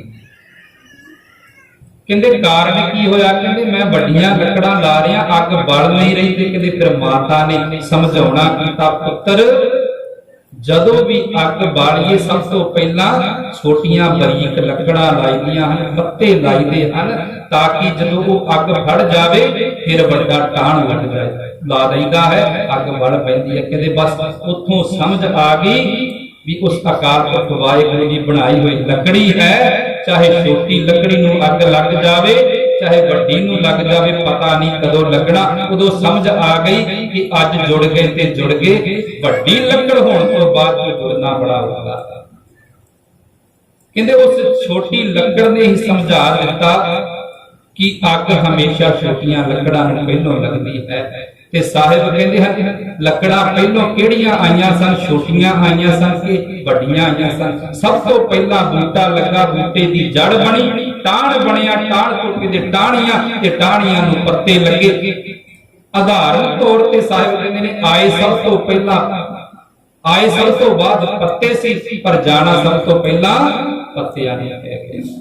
ਕਿਉਂਕਿ ਅੱਗ ਜਦੋਂ ਲੱਗੀ ਸਭ ਤੋਂ ਪਹਿਲਾਂ ਪੱਤਿਆਂ ਨੂੰ ਲੱਗੀ, ਫਿਰ ਛੋਟੀਆਂ ਟਾਹਣੀਆਂ ਨੂੰ ਲੱਗੀ। ਸਾਹਿਬ ਕਹਿੰਦੇ ਇਹ ਦੇਖ ਕੇ ਮੇਰੇ ਮਨ ਨੂੰ ਬੜਾ, ਕਹਿੰਦੇ ਅੰਦਰੋਂ ਮੇਰਾ ਮਨ ਝੰਜੋੜਿਆ ਗਿਆ। ਉਸ ਤੋਂ ਬਾਅਦ ਮੈਨੂੰ ਸਮਝ ਆ ਗਈ ਕਿ ਮਾਤਾ ਦੇ ਚੁੱਲ੍ਹੇ ਨੇ ਮੈਨੂੰ ਇਹ ਸਿਖਾਉਣਾ ਸੀ। ਤੇ ਸਾਧ ਸੰਗਤ ਜੀ ਯਾਦ ਰੱਖਣਾ, ਇਹ ਉਸ ਅਕਾਲ ਪੁਰਖ ਵਾਹਿਗੁਰੂ ਦੀ ਖੇਤੀ ਹੈ, ਉਸ ਦੀ ਮੌਜ ਹੈ, ਉਹ ਆਪਣੀ ਖੇਤੀ ਨੂੰ ਕਦੇ ਨਹੀਂ ਲੈ ਜਾ ਸਕਦਾ। ਜਿਸ ਦੇ ਪ੍ਰਥਾਏ ਸਾਹਿਬ ਕਹਿੰਦੇ ਨੇ ਜਿੰਨੇ ਮਰਜ਼ੀ ਯਤਨ ਕਰ ਲੈ, ਇੱਥੇ ਰਿਹਾ ਕੋਈ ਨਹੀਂ ਤੇ ਨਾ ਹੀ ਕਿਸੇ ਨੇ ਰਹਿਣਾ ਹੈ।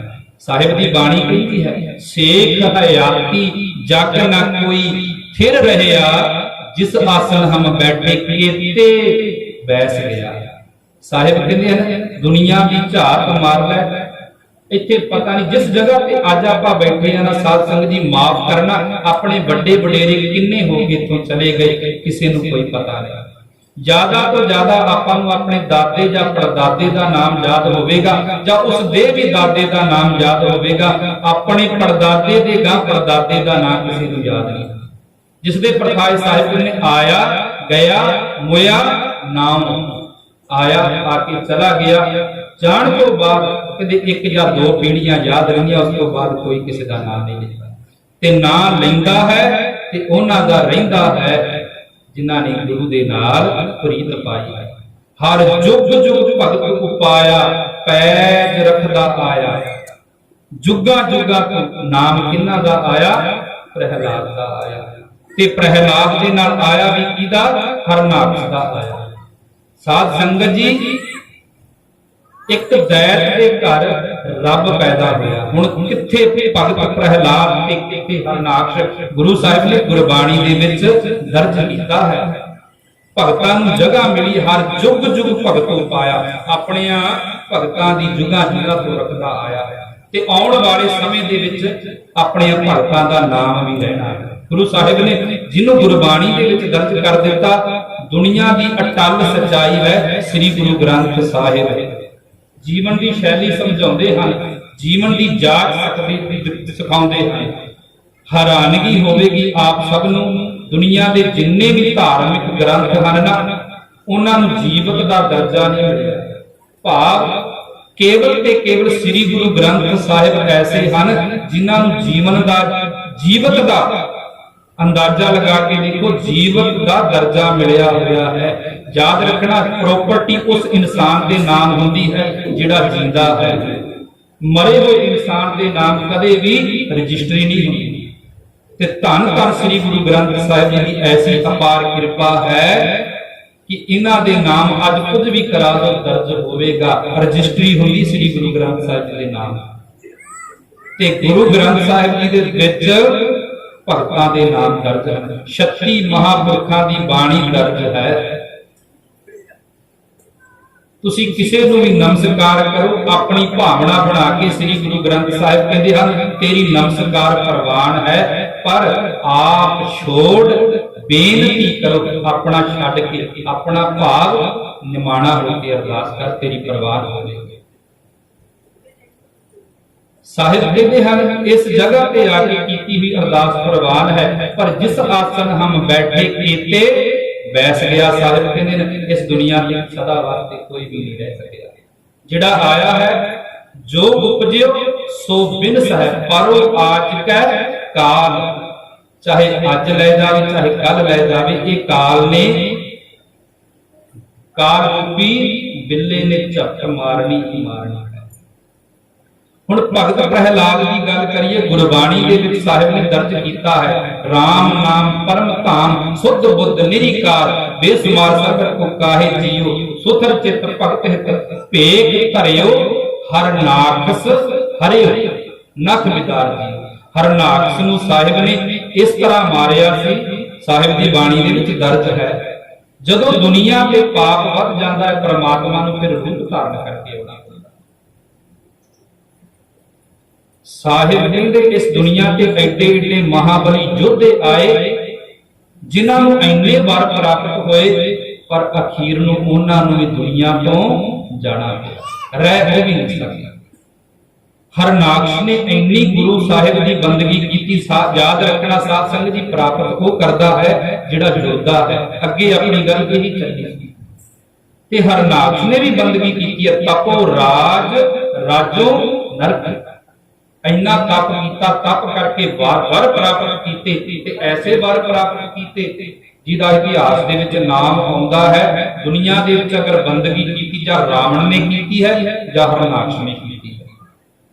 ਰਾਵਣ ਵਰਗੀ ਵੀ ਬੰਦਗੀ ਕੋਈ ਕਰ ਨਹੀਂ ਸਕਦਾ। ਕਹਿੰਦੇ ਆਪਣਾ ਸੀਸਾ ਆਪਣੇ ਗੁਰੂ ਨੂੰ 10 ਵਾਰ ਅਰਪਣ ਕੀਤਾ ਹੈ, ਗੁਰਬਾਣੀ ਦੇ ਵਿੱਚ ਦਰਜ ਹੈ। ਪਰ ਸਾਧ ਸੰਗਤ ਜੀ ਯਾਦ ਰੱਖਣਾ, ਚਾਹੇ ਕਿੱਡਾ ਮਰਜੀ ਰਾਵਣ ਦਾ ਪਰਿਵਾਰ ਸੀ, ਸਾਹਿਬ ਕਹਿੰਦੇ ਜਾਣਾ ਉਹਨੂੰ ਨਹੀਂ ਪਿਆ। 1 ਲੱਖ ਪੂਤ 1.25 ਲੱਖ ਨਾਤੀ ਤੇ ਰਾਵਣ ਕਰ ਦਿਆ ਨਾ ਬਾਤੀ, ਉਹਨੂੰ ਵੀ ਜਾਣਾ ਪਿਆ। ਰਹੋ ਵਿਚਾਰ ਗੱਲ ਕਰੀਏ ਹਰਨਾਕਸ਼ ਦੀ। ਸਾਹਿਬ ਕਹਿੰਦੇ ਇੰਨੀ ਬੰਦਗੀ ਕੀਤੀ, ਗੁਰਬਾਣੀ ਦੇ ਵਿੱਚ ਦਰਜ ਹੈ, ਇੰਨੀ ਬੰਦਗੀ ਉਸਨੇ ਕੀਤੀ ਕਿ ਅਕਾਲ ਪੁਰਖ ਵਾਹਿਗੁਰੂ ਨੂੰ ਪ੍ਰਗਟ ਹੋਣਾ ਪਿਆ ਤੇ ਪ੍ਰਗਟ ਹੋਏ, ਉਸ ਤੋਂ ਵਰ ਮੰਗੇ ਤੇ ਵਰ ਵੀ ਕਿਹੜੇ ਮੰਗੇ ਸਾਧ ਸੰਗਤ ਜੀ? ਐਸਾ ਵਰ ਮੰਗਣਾ ਕੀਤਾ ਕਿ ਦੁਨੀਆ ਤੋਂ ਮੇਰੀ ਮੌਤ ਹੀ ਨਾ ਹੋਵੇ। ਕੀ ਮੰਗਿਆ? ਕਹਿੰਦੇ ਨਾ ਤੇ ਮੈਨੂੰ ਕੋਈ ਇਨਸਾਨ ਮਾਰ ਸਕੇ, ਨਾ ਮੈਨੂੰ ਕੋਈ ਪਸ਼ੂ ਮਾਰ ਸਕੇ, ਨਾ ਮੈਂ ਦਿਨੇ ਮਰਾਂ ਨਾ ਮੈਂ ਰਾਤ ਨੂੰ ਮਰਾਂ, ਨਾ ਮੈਂ ਅਸਤਰ ਨਾਲ ਮਰਾਂ ਨਾ ਮੈਂ ਸ਼ਸਤਰ ਨਾਲ ਮਰਾਂ, ਨਾ ਮੈਂ ਧਰਤੀ ਤੇ ਮਰਾਂ ਨਾ ਮੈਂ ਅੰਬਰ ਤੇ ਮਰਾਂ। ਦੁਨੀਆ ਦਾ ਕੋਈ ਰਸਤਾ ਛੱਡਿਆ ਹੀ ਨਹੀਂ ਕਿ ਮੇਰੀ ਮੌਤ ਨਾ ਹੋਵੇ। ਹੁਣ ਸਾਧ ਸੰਗਤ ਜੀ, ਨਾ ਦਿਨੇ ਮਰਾਂ ਨਾ ਰਾਤ ਨੂੰ ਮਰਾਂ, ਨਾ ਅਸਤਰ ਕੋਈ ਮਾਰ ਸਕੇ, ਨਾ ਸ਼ਸਤਰ ਮਾਰ ਸਕੇ, ਨਾ ਬੰਦਾ ਮਾਰ ਸਕੇ, ਨਾ ਕੋਈ ਜਾਨਵਰ ਮਾਰ ਸਕੇ। ਐਸੇ ਐਸੇ ਵਰ ਮੰਗ ਲਏ, ਪਰ ਜਦੋਂ ਰਾਜ ਕਰਨ ਲੱਗਾ ਨਾ ਤੇ ਨਰਕਾਂ ਦਾ ਭਾਗੀ ਉਹ ਇਨਸਾਨ ਬਣਿਆ। ਕਿਸ ਤਰ੍ਹਾਂ? ਕਹਿੰਦੇ ਹਨ ਇੰਨਾ ਦੁਨੀਆ ਤੇ ਫਿਰ ਉਸਨੇ ਹਾਹਾਕਾਰ ਮਚਾ ਦਿੱਤੀ। ਤੇ ਜਿੱਥੇ ਹਰੇ ਨਾਰਾਇਣ ਦਾ ਜਾਪ ਹੁੰਦਾ ਸੀ, ਇਹ ਗੱਲ ਕਹਿ ਦਿੱਤੀ ਵੀ ਹਰੇ ਨਾਰਾਇਣ ਦੀ ਥਾਂ ਤੇ ਕਹਿਣਾ ਕੀ ਹੈ? ਹਰੇ ਹਰਨਾਕਸ਼, ਵੀ ਮੇਰਾ ਨਾਮ ਜਪਣਾ ਹੈ। ਤੇ ਯਾਦ ਰੱਖਣਾ, ਜਦੋਂ ਇਨਸਾਨ ਮੈਂ ਦੇ ਵਿੱਚ ਆ ਜਾਵੇ ਨਾ, ਉਦੋਂ ਫਿਰ ਬਾਕੀ ਨਹੀਂ ਰਹਿੰਦੀ। ਵਾਹਿਗੁਰੂ ਦੀ ਤੇ ਅੱਤ ਦੀ ਲੜਾਈ ਹੈ। ਸਾਹਿਬ ਗੁਰਬਾਣੀ ਦੇ ਵਿੱਚ ਕਹਿੰਦੇ ਨੇ ਹਉਮੈ ਦੀਰਘ ਰੋਗ ਹੈ ਦਾਰੂ ਕੀ ਸਮਾਏ। ਸਾਹਿਬ ਕਹਿੰਦੇ ਜਿਹੜਾ ਅਹੰਕਾਰ ਦੇ ਵਿੱਚ ਆ ਗਿਆ ਉਹ ਅੱਜ ਵੀ ਮਰਿਆ ਤੇ ਕੱਲ ਵੀ ਮਰਿਆ। ਕਿਉਂਕਿ ਹਰ ਜੀਓ ਅਹੰਕਾਰ ਨਾ ਭਾਵਈ ਵੇਦ ਖੂਬ ਸੁਣਾਵੇ। ਦੁਨੀਆ ਦਾ ਜਿਹੜਾ ਮਰਜ਼ੀ ਧਰਮ ਗ੍ਰੰਥ ਲੈ ਲਓ, ਹਰੇਕ ਦੇ ਵਿੱਚ ਲਿਖਿਆ ਹੈ, ਹਰੇਕ ਦੇ ਵਿੱਚ ਲਿਖਿਆ ਹੈ ਵੀ ਉਸ ਅਕਾਲ ਪੁਰਖ ਵਾਹਿਗੁਰੂ ਨੂੰ ਅਹੰਕਾਰ ਚੰਗਾ ਨਹੀਂ ਲੱਗਦਾ। ਹੁਣ ਹਰਨਾਕਸ਼ ਅਹੰਕਾਰ ਦੇ ਵਿੱਚ ਆ ਗਿਆ ਹੈ, ਦੁਨੀਆ ਤੋਂ ਆਪਣਾ ਨਾਮ ਜਪਾਉਣਾ ਸ਼ੁਰੂ ਕਰ ਦਿੱਤਾ ਹੈ। ਪਰ ਯਾਦ ਰੱਖਣਾ, ਜਦੋਂ ਵਿਰੋਧ ਹੋਇਆ ਘਰ ਦੇ ਵਿੱਚੋਂ ਹੋਇਆ। ਘਰ ਦੇ ਵਿੱਚੋਂ ਆਪਣੇ ਪੁੱਤਰ ਨੇ ਕੀਤਾ। ਤੇ ਪੁੱਤਰ ਕੌਣ ਹਨ? ਭਗਤ ਪ੍ਰਹਿਲਾਦ, ਜਿਹੜੇ ਉਸ ਅਕਾਲ ਪੁਰਖ ਵਾਹਿਗੁਰੂ ਨਾਲ ਜੁੜੇ ਹੋਏ ਹਨ, ਉਸ ਦੀ ਬੰਦਗੀ ਕਰ ਰਹੇ ਹਨ। ਅੰਤਲਾ ਸਮਾਂ ਆਇਆ, ਇੰਨਾ ਅੱਤ ਚੱਕ ਦਿੱਤਾ। ਕਹਿੰਦੇ ਪ੍ਰਹਿਲਾਦ ਤੂੰ ਆਪਣੇ ਗੁਰੂ ਨੂੰ ਯਾਦ ਕਰਦਾ ਹੈ, ਉਸ ਅਕਾਲ ਪੁਰਖ ਵਾਹਿਗੁਰੂ ਨੂੰ ਯਾਦ ਕਰਦਾ ਹੈ, ਤੂੰ ਮੈਨੂੰ ਕਿਉਂ ਨਹੀਂ ਯਾਦ ਕਰਦਾ, ਮੇਰੀ ਕਿਉਂ ਨਹੀਂ ਬੰਦਗੀ ਕਰਦਾ? ਤੇ ਪ੍ਰਹਿਲਾਦ ਕਹਿੰਦੇ ਹਨ ਪਿਤਾ ਜੀ ਤੁਸੀਂ ਮੇਰੇ ਪਿਤਾ ਹੋ, ਧਰਮ ਦੇ ਪਿਤਾ ਹੋ, ਮੈਂ ਤੁਹਾਡਾ ਸਤਿਕਾਰ ਕਰਦਾ ਹਾਂ, ਪਰ ਉਹ ਅਕਾਲ ਪੁਰਖ ਵਾਹਿਗੁਰੂ ਸਾਡੇ ਸਾਰੇ ਜਗਤ ਦੇ ਪਿਤਾ ਹਨ, ਮੈਂ ਉਹਨਾਂ ਦੀ ਬੰਦਗੀ ਤੋਂ ਦੂਰ ਨਹੀਂ ਰਹਿ ਸਕਦਾ। ਜਿਨਨੇ ਮੈਨੂੰ ਜਨਮ ਦਿੱਤਾ ਉਸ ਅਕਾਲ ਪੁਰਖ ਵਾਹਿਗੁਰੂ ਦੀ ਕਿਰਪਾ ਦਾ ਸਦਕਾ ਮੈਂ ਤੁਹਾਡੇ ਘਰ ਦੇ ਵਿੱਚ ਜਨਮ ਲਿਆ ਹੈ। ਠੀਕ ਹੈ ਤੁਸੀਂ ਮੇਰੇ ਧਰਮ ਦੇ ਪਿਤਾ ਹੋ, ਮੇਰੇ ਸਮਾਜਿਕ ਪਿਤਾ ਹੋ, ਪਰ ਮੇਰਾ ਅਕਾਲ ਪੁਰਖ ਵਾਹਿਗੁਰੂ ਮੇਰਾ ਸदैव ਦਾ ਪਿਤਾ ਹੈ, ਜੋ ਦੁਨੀਆ ਤੇ ਹਰੇਕ ਦੀ ਬਾਹ ਫੜਦਾ ਹੈ। ਕਹਿੰਦੇ ਹਨ ਤੈਨੂੰ ਕਿੱਥੇ ਦਿਖਦਾ ਹੈ? ਕਹਿੰਦੇ ਮੈਨੂੰ ਜਰੇ ਜਰੇ ਦੇ ਵਿੱਚ ਦਿਖਦਾ ਹੈ। ਕਹਿੰਦੇ ਇਸ ਟਾਈਮ ਦਿਖ ਰਿਹਾ ਹੈ? ਕਹਿੰਦੇ ਦਿਖ ਰਿਹਾ ਹੈ। ਕਹਿੰਦੇ ਹਨ ਉਸ ਸਮੇਂ ਇਤਿਹਾਸਕਾਰ ਲਿਖਦੇ ਹਨ ਇੱਕ ਥੰਮ ਨੂੰ ਗਰਮ ਕੀਤਾ ਹੈ, ਲਾਲ ਕਰ ਦਿੱਤਾ ਹੈ। ਤੇ ਕਹਿੰਦੇ ਜੇ ਤੈਨੂੰ ਇਸ ਦੇ ਵਿੱਚ ਗੁਰੂ ਤੇਰਾ ਪਰਮਾਤਮਾ ਦਿਖਦਾ ਹੈ, ਇਸ ਨੂੰ ਜਾ ਕੇ ਗਲਵਕੜੀ ਦੇ ਵਿੱਚ ਲੈ ਲੈ। ਤੇ ਕਹਿੰਦੇ ਹਨ ਪ੍ਰਹਲਾਦ ਫਿਰ ਡੋਲਿਆ ਨਹੀਂ, ਆਪਣੇ ਉਸ ਅਕਾਲ ਪੁਰਖ ਵਾਹਿਗੁਰੂ ਨੂੰ ਯਾਦ ਕੀਤਾ ਹੈ। ਤੇ ਜਦੋਂ ਥੰਮ ਨੂੰ ਕਹਿੰਦੇ ਹਨ ਗਲਵਕੜੀ ਦੇ ਵਿੱਚ ਲੈਣ ਲੱਗਾ, ਥੰਮ ਵਿੱਚੋਂ ਪਾਟਿਆ ਹੈ। ਗੁਰਬਾਣੀ ਦੇ ਵਿੱਚ ਦਰਜ ਹੈ। ਸਾਹਿਬ ਕਹਿੰਦੇ ਹਨ ਫਿਰ ਅਕਾਲ ਪੁਰਖ ਵਾਹਿਗੁਰੂ ਰੂਪ ਲੈ ਕੇ ਆਏ ਹਨ। ਉਸ ਥੰਮ ਦੇ ਵਿੱਚੋਂ ਨਰ ਸਿੰਘ ਦਾ ਅਵਤਾਰ ਉਤਰਿਆ ਹੈ।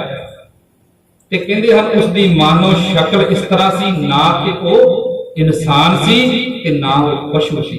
ਜਿਹੜਾ ਅੱਧਾ ਧੜ ਸੀ ਉਹ ਇਨਸਾਨਾਂ ਵਾਲਾ ਸੀ ਤੇ ਅੱਧਾ ਸਰੀਰ ਪਸ਼ੂਆਂ ਵਾਲਾ ਸੀ। ਹੁਣ ਹਰਨਾਕਸ਼ ਨੂੰ ਸਾਰੇ ਵਰ ਗਣਾਉਣੇ ਸ਼ੁਰੂ ਕਰ ਦਿੱਤੇ ਹਨ। ਕਹਿੰਦੇ ਹਨ ਹਰਨਾਕਸ਼ ਨੂੰ ਜਿਹੜੀ ਦਹਲੀਜ਼ ਹੁੰਦੀ ਹੈ ਨਾ, ਦਹਲੀਜ਼ ਦਾ ਅਰਥ ਹੁੰਦਾ ਹੈ ਸਾਂਝਾ। ਘਰ ਦੀ ਦਹਲੀਜ਼ ਕਿਹੜੀ ਹੋਈ ਹੈ? ਨਾ ਘਰ ਦਾ ਅੰਦਰਲਾ ਬੰਨਾ ਤੇ ਨਾ ਹੀ ਘਰ ਦਾ ਬਾਹਰਲਾ ਬੰਨਾ, ਜਿਹਨੂੰ ਆਪਾਂ ਦਹਲੀਜ਼ ਕਹਿ ਦਿੰਦੇ ਹਾਂ। ਹਰਨਾਕਸ਼ ਨੂੰ ਨਰਸਿੰਘ ਅਵਤਾਰ ਨੇ ਕੇਸਾਂ ਤੋਂ ਫੜਿਆ ਹੈ ਤੇ ਆਪਣੇ ਕਹਿੰਦੇ ਹੱਟਾਂ ਤੇ ਲੈ ਲਿਆ, ਕਿਉਂਕਿ ਵਰ ਮੰਗਿਆ ਸੀ ਨਾ ਧਰਤੀ ਤੇ ਮਰਾਂ ਨਾ ਅਸਮਾਨ ਤੇ ਮਰਾਂ, ਤੇ ਕਹਿੰਦੇ ਹੱਟਾਂ ਤੇ ਲੈ ਲਿਆ ਹੈ। ਦਹਲੀਜ਼ ਦੇ ਵਿੱਚ ਲੈ ਆਏ ਹਨ ਤੇ ਸਮਾਂ ਕੀ ਹੈ, ਨਾ ਦਿਨ ਦਾ ਹੈ ਤੇ ਨਾ ਰਾਤ ਦਾ, ਜਿਸ ਨੂੰ ਆਪਾਂ ਕਹਿੰਦੇ ਹਾਂ ਸੰਧਿਆ ਦਾ ਟਾਈਮ ਹੋ ਗਿਆ। ਸੰਧਿਆ ਦਾ ਅਰਥ ਹੈ ਸੰਧੀ ਵਿਛੇਦ ਗੱਲ ਕਰੀਏ ਨਾ, ਦੋ ਚੀਜ਼ਾਂ ਦੇ ਮੇਲ ਨਾਲ ਸੰਧਿਆ ਹੁੰਦਾ ਹੈ। ਦਿਨ ਤੇ ਰਾਤ ਦਾ ਜਦੋਂ ਮੇਲ ਹੁੰਦਾ ਹੈ ਉਸ ਵੇਲੇ ਨੂੰ ਸੰਧਿਆ ਕਹਿੰਦੇ ਨੇ। ਸੰਧੀ ਦੇ ਨਾਲ ਜੁੜਨ ਦੇ ਨਾਲ ਜਿਹੜਾ ਬਣਦਾ ਹੈ ਉਸ ਨੂੰ ਸੰਧਿਆ ਕਹਿੰਦੇ ਆ। ਸੰਧਿਆ ਦਾ ਵੇਲਾ ਹੈ, ਨਾ ਦਿਨ ਹੈ ਰਾਤ ਨਾ ਰਾਤ ਹੈ। ਵਰ ਬਣਾਉਣੇ ਸ਼ੁਰੂ ਕਰ ਦਿੱਤੇ, ਕਹਿੰਦੇ ਹਰਨਾਕਸ਼ ਯਾਦ ਕਰ, ਨਾ ਸਮਾਂ ਦਿਨ ਦਾ ਹੈ ਨਾ ਰਾਤ ਦਾ ਹੈ, ਨਾ ਤੂੰ ਘਰ ਦੇ ਅੰਦਰ ਹੈ ਨਾ ਘਰ ਦੇ ਬਾਹਰ ਹੈ, ਨਾ ਤੂੰ ਧਰਤੀ ਤੇ ਹੈ ਨਾ ਅਸਮਾਨ ਤੇ ਹੈ, ਨਾ ਮੈਂ ਇਨਸਾਨ ਹਾਂ ਨਾ ਮੈਂ ਪਸ਼ੂ ਹਾਂ। ਤੇ ਸਾਹਿਬ ਕਹਿੰਦੇ ਹਨ ਫਿਰ ਆਪਣੇ ਨੋਹਾਂ ਦੇ ਨਾਲ ਨੱਕ ਵਿਦਾਰ ਦਿਓ, ਨੱਕ ਕਹਿੰਦੇ ਨੋਹਾਂ, ਕਹਿੰਦੇ ਤੂੰ ਵਰ ਮੰਗਿਆ ਸੀ ਨਾ ਅਸਤਰ ਦੇ ਨਾਲ ਮਰਾਂ ਨਾ ਸ਼ਸਤਰ ਦੇ ਨਾਲ ਮਰਾਂ, ਤੇ ਨੱਥਾਂ ਦੇ ਨਾਲ ਭਾਵ ਨੋਹਾਂ ਦੇ ਨਾਲ ਵਿੱਚੋਂ ਪਾੜ ਦਿੱਤਾ ਹੈ। ਜਦੋਂ ਪਾੜਿਆ ਹੈ ਉਸਦੀ ਮੁਕਤੀ ਹੋਈ ਹੈ। ਤੇ ਯਾਦ ਰੱਖਣਾ ਇੰਨੀ ਬੰਦਗੀ ਕੀਤੀ ਸੀ, ਜਿਹਨੂੰ ਗੁਰੂ ਆਪ ਆਪਣੀ ਗਲਬਕੜੀ ਦੇ ਵਿੱਚ ਲੈ ਕੇ ਚਾਹੇ ਉਸਦਾ ਸੰਘਾਰ ਹੀ ਕਿਉਂ ਨਾ ਕਰੇ, ਉਹ ਵੀ ਸੱਚਖੰਡ ਨੂੰ ਜਾਂਦਾ ਹੈ। ਤੇ ਅੱਜ ਉਸਦਾ ਨਾਮ ਗੁਰੂ ਦੀ ਸੰਗਤ ਦੇ ਵਿੱਚ ਆਪਾਂ ਲੈ ਰਹੇ ਹਾਂ। ਤਾਂ ਹੀ ਤਾਂ ਸਾਹਿਬ ਕਹਿੰਦੇ ਹਨ ਨਾਮ ਜਪੋ ਜੀ ਐਸੇ ਐਸੇ, ਰੂਹ ਪ੍ਰਹਿਲਾਦ ਜਪਿਓ ਹਰ ਜੈਸੇ। ਸਾਹਿਬ ਕਹਿੰਦੇ ਉਸ ਅਕਾਲ ਪੁਰਖ ਵਾਹਿਗੁਰੂ ਦੀ ਬੰਦਗੀ ਕਰ, ਬੰਦਗੀ ਦਾ ਕੋਈ ਸਮਾਂ ਨਹੀਂ, ਕੋਈ ਉਮਰ ਨਹੀਂ, ਕੋਈ ਵੇਲਾ ਨਹੀਂ, ਕੋਈ ਵਕਤ ਨਹੀਂ। ਇਸੇ ਕਰਕੇ ਸਾਹਿਬ ਕਹਿੰਦੇ ਉਸ ਅਕਾਲ ਪੁਰਖ ਵਾਹਿਗੁਰੂ ਦੀ ਬੰਦਗੀ ਨੂੰ ਯਾਦ ਕਰ। ਤੇ ਯਾਦ ਕਿਸ ਤਰ੍ਹਾਂ ਕਰਨਾ ਹੈ? ਨਿਮਰਤਾ ਦੇ ਨਾਲ। ਸਾਹਿਬ ਕਹਿੰਦੇ ਨੇ ਮਤ ਸਮਝੀ ਕਿ ਤੇਰਾ ਜਿਹੜਾ ਸਰੀਰ ਮਿਲਿਆ ਹੈ, ਜਿਹੜਾ ਤੈਨੂੰ ਧਨ ਮਿਲਿਆ ਹੈ, ਇਹ ਵੀ ਸਦਾ ਵਾਸਤੇ ਰਹਿਣਾ ਹੈ। ਸਾਹਿਬ ਕਹਿੰਦੇ ਨਹੀਂ, ਇਹ ਵੀ ਸਦਾ ਵਾਸਤੇ ਨਹੀਂ ਰਹਿਣਾ, ਸਰੀਰ ਵੀ ਸਦਾ ਵਾਸਤੇ ਨਹੀਂ ਰਹਿਣਾ, ਧਨ ਵੀ ਸਦਾ ਵਾਸਤੇ ਨਹੀਂ ਰਹਿਣਾ। ਜਿਸ ਦੇ ਪ੍ਰਥਾਏ ਸਾਹਿਬ ਕਹਿੰਦੇ ਹਨ ਚੱਪਣ ਚੱਲਣ ਰਤਨ ਸੇ ਸੁਨੀਅਰ ਬਹਿ ਕਹੇ, ਢੇੜੇ ਮੁੱਤੀ ਤਹਾ ਸੇ ਜਾਨੀ ਚੱਲ ਗਏ। ਸਾਹਿਬ ਕਹਿੰਦੇ ਨੇ ਜਿਹੜੇ ਤੇਰੇ ਨਾਲ ਆਏ ਸਨ, ਜਦੋਂ ਸਰੀਰ ਦਾ ਜਨਮ ਹੋਇਆ ਨਾ ਸਾਧ ਸੰਗਤ ਜੀ, ਸਰੀਰ ਦੇ ਨਾਲ 10 ਗਿਆਨ ਇੰਦਰੀਆਂ ਨੇ ਜਨਮ ਲਿਆ ਹੈ, ਜਿਨ੍ਹਾਂ ਦੇ ਵਿੱਚੋਂ ਸਾਡੀਆਂ ਅੱਖਾਂ ਵੀ ਹਨ, ਨੱਕ ਵੀ ਹੈ, ਮੂੰਹ ਵੀ ਹੈ, ਦੰਦ ਵੀ ਹੈ, ਕੰਨ ਵੀ ਹਨ। ਤੇ ਸਾਹਿਬ ਕਹਿੰਦੇ ਨੇ ਸੱਚ ਜਾਣੀ, ਜਿਵੇਂ ਜਿਵੇਂ ਉਮਰ ਬੀਤਦੀ ਜਾਵੇਗੀ ਸਭ ਤੋਂ ਪਹਿਲਾਂ ਤੇਰੇ ਆਏ ਹੋਏ ਸਰੀਰ ਨੇ ਤੇਰਾ ਸਾਥ ਛੱਡਣਾ ਹੈ। ਜਦੋਂ ਬਿਰਧ ਅਵਸਥਾ ਆ ਜਾਂਦੀ ਹੈ ਨਾ, ਜਦੋਂ ਬਿਰਧ ਅਵਸਥਾ ਆ ਜਾਂਦੀ ਹੈ ਉਦੋਂ ਸਰੀਰ ਢਲਣਾ ਸ਼ੁਰੂ ਹੋ ਜਾਂਦਾ। ਇਹ ਵੀ ਇੱਕ ਸਭ ਤੋਂ ਵੱਡਾ ਰੋਗ ਹੈ, ਜਿਸ ਦੇ ਪ੍ਰਥਾਏ ਸਾਹਿਬ ਨੇ 659 ਅੰਗ ਦੇ ਵਿੱਚ ਸੋਰਠ ਰਾਗ ਦੇ ਵਿੱਚ ਭਾਈ ਭੀਖਨ ਜੀ ਦੇ 2 ਸ਼ਬਦ ਹਨ। ਨੈਨੋ ਨੀਰ ਬਹਿ ਤਨ ਕੀਨਾ ਭਏ ਕੇਸ ਦੁਦਵਾਨੀ, ਰੂਦਾ ਕੰਠ ਸ਼ਬਦ ਨਹੀਂ ਉਚਰੈ ਅਬ ਕਿਆ ਕਰ ਹੈ ਪ੍ਰਾਨੀ। ਸਾਹਿਬ ਕਹਿੰਦੇ ਨੇ ਬੁਢਾਪੇ ਦੀ ਇਹ ਸਭ ਤੋਂ ਵੱਡੀ ਨਿਸ਼ਾਨੀ ਹੈ। ਜਦੋਂ ਬੁਢਾਪਾ ਆ ਜਾਂਦਾ ਹੈ ਅੱਖਾਂ ਦੇ ਵਿੱਚੋਂ ਪਾਣੀ ਵਗਣਾ ਸ਼ੁਰੂ ਹੋ ਜਾਂਦਾ। ਭਗਤ ਭੀਖਨ ਜੀ ਕਹਿ ਰਹੇ ਨੈਨੋ ਨੀਰ ਬਹਿ ਤਨ ਕੀਨਾ, ਤੇ ਸਰੀਰ ਕਮਜ਼ੋਰ ਹੋ ਜਾਂਦਾ। ਜਵਾਨੀ ਵਾਲੀ ਗੱਲ ਨਹੀਂ ਰਹਿ ਜਾਂਦੀ, ਬਚਪਨ ਵਾਲੀ ਗੱਲ ਨਹੀਂ ਰਹਿ ਜਾਂਦੀ, ਜਦੋਂ ਬੁਢਾਪਾ ਆਇਆ ਸਰੀਰ ਕਮਜ਼ੋਰ ਹੋ ਗਿਆ। ਸਾਹਿਬ ਕਹਿੰਦੇ ਬੁਢਾਪੇ ਦੇ ਆਉਣ ਦੇ ਨਾਲ ਸਰੀਰ ਦੇ ਗਿਆਨ ਇੰਦਰੀਆਂ ਨੇ ਵੀ ਸਾਥ ਛੱਡਣਾ ਸ਼ੁਰੂ ਕਰ ਦਿੱਤਾ ਹੈ। ਜਿਵੇਂ ਜਿਵੇਂ ਉਮਰ ਬਤੀਤ ਹੋ ਰਹੀ ਹੈ, ਬਿਰਧ ਅਵਸਥਾ ਆ ਰਹੀ ਹੈ, ਲੱਤਾਂ ਤੋਂ ਫਿਰ ਤੁਰਿਆ ਨਹੀਂ ਜਾਂਦਾ, ਸਿਰ ਕੰਬਣ ਲੱਗ ਪੈਂਦਾ, ਜਿਸ ਦੇ ਪ੍ਰਥਾਏ ਸਾਹਿਬ ਨੇ 9ਵੇਂ ਪਾਤਸ਼ਾਹ ਸ਼ਲੋਕਾਂ ਦੇ ਵਿੱਚ ਵੀ ਦਰਜ ਕਰਦੇ ਹਨ। ਸਿਰ ਕੰਪਿਓ ਪੱਗ ਡਗਮਗੈ ਨੈਣ ਜੋਧ ਤੇ ਹੀਨ। ਸਾਹਿਬ ਕਹਿੰਦੇ ਨੇ ਸਿਰ ਹਿੱਲਣ ਲੱਗ ਜਾਂਦਾ ਹੈ, ਪੈਰ ਲੜ ਖੜਾਉਣ ਲੱਗ ਜਾਂਦੇ ਹਨ, ਤੇ ਅੱਖਾਂ ਤੋਂ ਫਿਰ ਦਿਖਣਾ ਬੰਦ ਹੋ ਜਾਂਦਾ। ਇਹ ਬੁਢਾਪੇ ਦਾ ਰੋਗ ਹੈ, ਸਭ ਤੋਂ ਵੱਡਾ ਰੋਗ ਬੁਢਾਪੇ ਦਾ ਦੱਸਿਆ ਗਿਆ ਹੈ। ਕਿਉਂਕਿ ਉਸ ਅਵਸਥਾ ਦੇ ਵਿੱਚ ਪਹੁੰਚ ਕੇ ਇਨਸਾਨ ਆਪਣੇ ਤੇ ਨਿਰਭਰ ਨਹੀਂ ਰਹਿ ਸਕਦਾ, ਦੂਸਰੇ ਤੇ ਨਿਰਭਰ ਹੋ ਜਾਂਦਾ। ਤੇ ਸਾਹਿਬ ਕਹਿੰਦੇ ਹਨ ਗੁਰਬਾਣੀ ਦੇ ਵਿੱਚ ਨੈਨੋ ਨੀਰ ਬਹਿ ਤਨ ਕੀਨਾ ਭਾਏ ਕੇਸ ਦੁਦਵਾਨੀ, ਰੂਦਾ ਕੰਠ ਸ਼ਬਦ ਨਹੀਂ ਉਚਰੈ ਅਬ ਕਿਆ ਕਰ ਹੈ ਪ੍ਰਾਨੀ। ਕਹਿੰਦੇ ਫਿਰ ਗਲਾ ਵੀ ਰੁਕ ਜਾਂਦਾ ਹੈ, ਵਿੱਚੋਂ ਆਵਾਜ਼ ਵੀ ਨਿਕਲਦੀ। ਫਿਰ ਸਾਹਿਬ ਕਹਿੰਦੇ ਨੇ ਅਬ ਕਿਆ ਕਰ ਹੈ ਪ੍ਰਾਨੀ, ਪ੍ਰਾਣੀ ਹੁਣ ਦੱਸ ਤੂੰ ਕੀ ਕਰੇਗਾ। ਤੇ ਸਾਹਿਬ ਕਹਿੰਦੇ ਨੇ ਜਦੋਂ ਇਹ ਅਵਸਥਾ ਬਣਦੀ ਹੈ ਨਾ, ਫਿਰ ਟੁੱਟ ਜਾਂਦਾ ਅੰਦਰੋਂ, ਦੁਖੀ ਹੋ ਜਾਂਦਾ। फिर एक विचार मारदा है, झात मारदा है, पिछले समय नूं याद करदा है कि जिन्हां वास्ते सारी जिंदगी भज्जा दौड़ दे विच समां लंघा दिता, गुरु दी बंदगी नूं याद नहीं कीता, गुरु दे सिमरन नूं याद नहीं कीता, नाम नूं नहीं जपिया। साहिब कहंदे अज वो समां फिर पछताउंदा है। ते याद रखना जदों बुढ़ापे की अवस्था आउंदी है ना, उदों क्रोध भी बहुत आउंदा है, क्योंकि इंसान अपने ते निर्भर नहीं हुंदा, दूसरे ते निर्भर हुंदा है।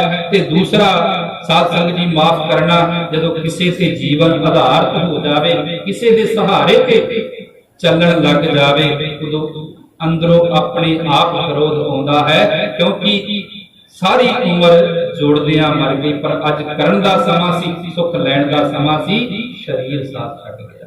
उस समय इंसान पछताउंदा है। एक बजुर्ग वैद कोल गए ते वैद कोल जाके अपनी रोग वास्ते उसदे अगे बेनती करन लगे। कहंदे पुत्र मेरियां अखां दे विचों पानी वगदा है। हुण वैद बड़े सियाणे सन, हुण बजुर्ग है ते वैद ने जवाब दिता, बजुर्गो तुहाडी उम्र हो गई है, इस करके अखां चों पानी वग रहा है। कहंदे अखां चों पानी वगदा है, दिखदा कुछ नहीं, शरीर भी कंबदा रहंदा। ते वैद ने फिर अगों जवाब दिता, बजुर्गो तुसीं बुजुर्ग हो गए इस करके। कहंदे कन्नां तो सुणदा भी नहीं है। वैद ने फिर कहा, बजुर्गो बुजुर्गी दा करके। कहंदे दो कदम चलदा साह चढ़ जांदा है। वैद जी ने फिर आखिया, बजुर्गो बुजुर्गी दा करके। हुण जदों दो चार बार ये गल्लां होईयां ते बजुर्ग नूं क्रोध आ गया। कहंदे मैनूं इह दस तैनूं वैद किसने बनाया है? ते वैद जी कहंदे बजुर्गो जो तुहानूं गुस्सा आया है ना, यह भी बुजुर्गी दा, क्योंकि जदों बुजुर्ग अवस्था दे विच इंसान आउंदा है, क्रोध भी आ जाता है। रहो विचार साहिब गुरबाणी दे विच जगह जगह ते कहते हैं, जो तेरे नाल जम्मिया है, पैदा होया, चाहे तेरे शरीर दे वो अंग हन जिन्हां दे नाल दुनिया दी ताकतां नूं नेसो नबूद कर दिता है। साहिब कहते एक दिन उन्हां ने भी थक जाना, हार जाना। इसे करके इसे प्रथाए साहिब दे गुरबाणी दे विच भगत जी कहते हैं, इन्नी निक्की जंगी है हल डूंगर भवे ओम, अज फरीदै पूजड़ा सै कोहां थी ओम। फरीद जी कहते हैं, इन्हां छोटियां छोटियां लत्तां दे नाल पता नहीं किन्ने जंगल घुम आया, किन्ने पहाड़ चढ़ गया, पर अज फरीदै पूजड़ा सै कोहां थी ओम। जिहड़ा मंजे दे नाल पानी दा कुज्जा पिया है ना, भगत जी कहते हैं अज वो भी 100 कोहां ते लग रहा है। पिया कोल है पर शरीर दे विच ताकत नहीं रहेगी, क्योंकि बुजुर्गी दे विच जदों इंसान पहुंचदा है शरीर काम नहीं करता। ते ताई साहिब कहते हैं, इस करके हे इंसान अपनी चाहे बचपन अवस्था है, चाहे जवानी है, चाहे बुढ़ेपा है, मान ना करी, क्योंकि जिन्ने भी मान किया है वो धरती ते आया है, आके चला गया। जिसदे प्रथाए साहिब कहते हैं, जे तू मान अपने धन दा करदा है वो भी मिथ्या है, जे मान शरीर दा करदा है, जे मान शरीर का करता है ये भी मिथ्या है, कि जे मान तू अपने उच्चे महलों का करता है तो साहिब कहते ये भी मिथ्या है, ये भी नाशवान है। कबीर गर्भ न कीजिए चाम लपेटे हाड़, हैबर ऊपर छतर तन ते पुर धरनी गाड़।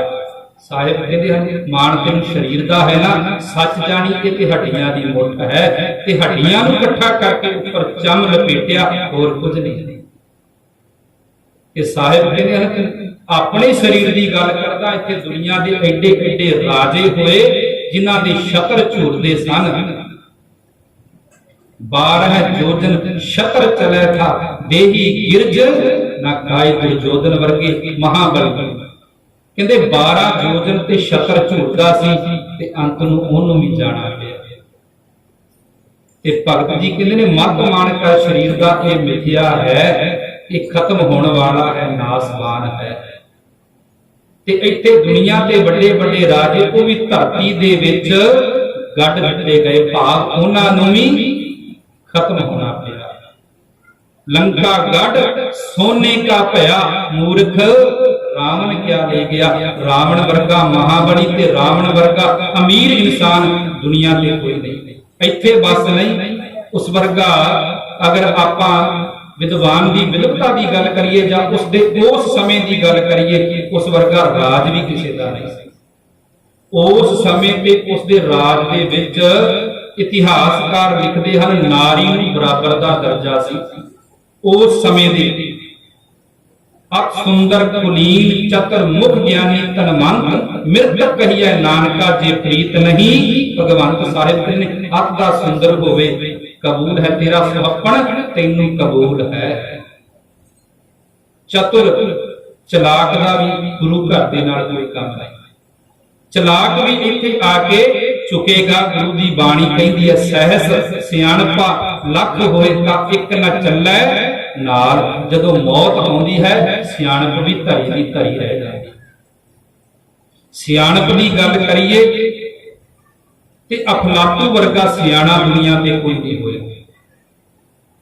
अफलातू एडा कारीगर सी, उसने अपने वर्गियां पता नहीं किन्नियां ही आकृतियां तैयार कर दित्तियां, अपने किन्ने स्वरूप बना दिते, अपने वर्गियां मूर्तियां तैयार कर दित्तियां। भुलेखा किहनूं पाया? जमराज नूं पाया, मौत नूं पाया। ते साहिब कहंदे मौत तो बचिया कोई नहीं, जो आया वो जावेगा, जो उपजियो सो बिनस है। उसने खत्म होना ही है, ये अटल सच्चाई है। साहिब कहते हुण गल अफलातू की करिए प्यारे, ते अफलातू बड़ा सियाणा है। जदों अंत का समा आया ना अफलातू का, अफलातू सी कौन? सिकंदर दा वजीर। सिकंदर जो बादशाह होया है उसका वजीर सी। उसके दरबार दे विच वजीर का उसका काम सी, ते वजीर का ओहदा बहुत बड़ा हुंदा है। साध संगत जी चाहे वजीर है चाहे राजा है, जाना सबने है। राजा प्रजा समकर मारै, ऐसे काल विडानी है। काल देखदा ही नहीं है, ना वो राजे नूं देखदा है ना वो प्रजा नूं देखदा है। जदों जिसदी वारी आ गई उन्हें लै जाना।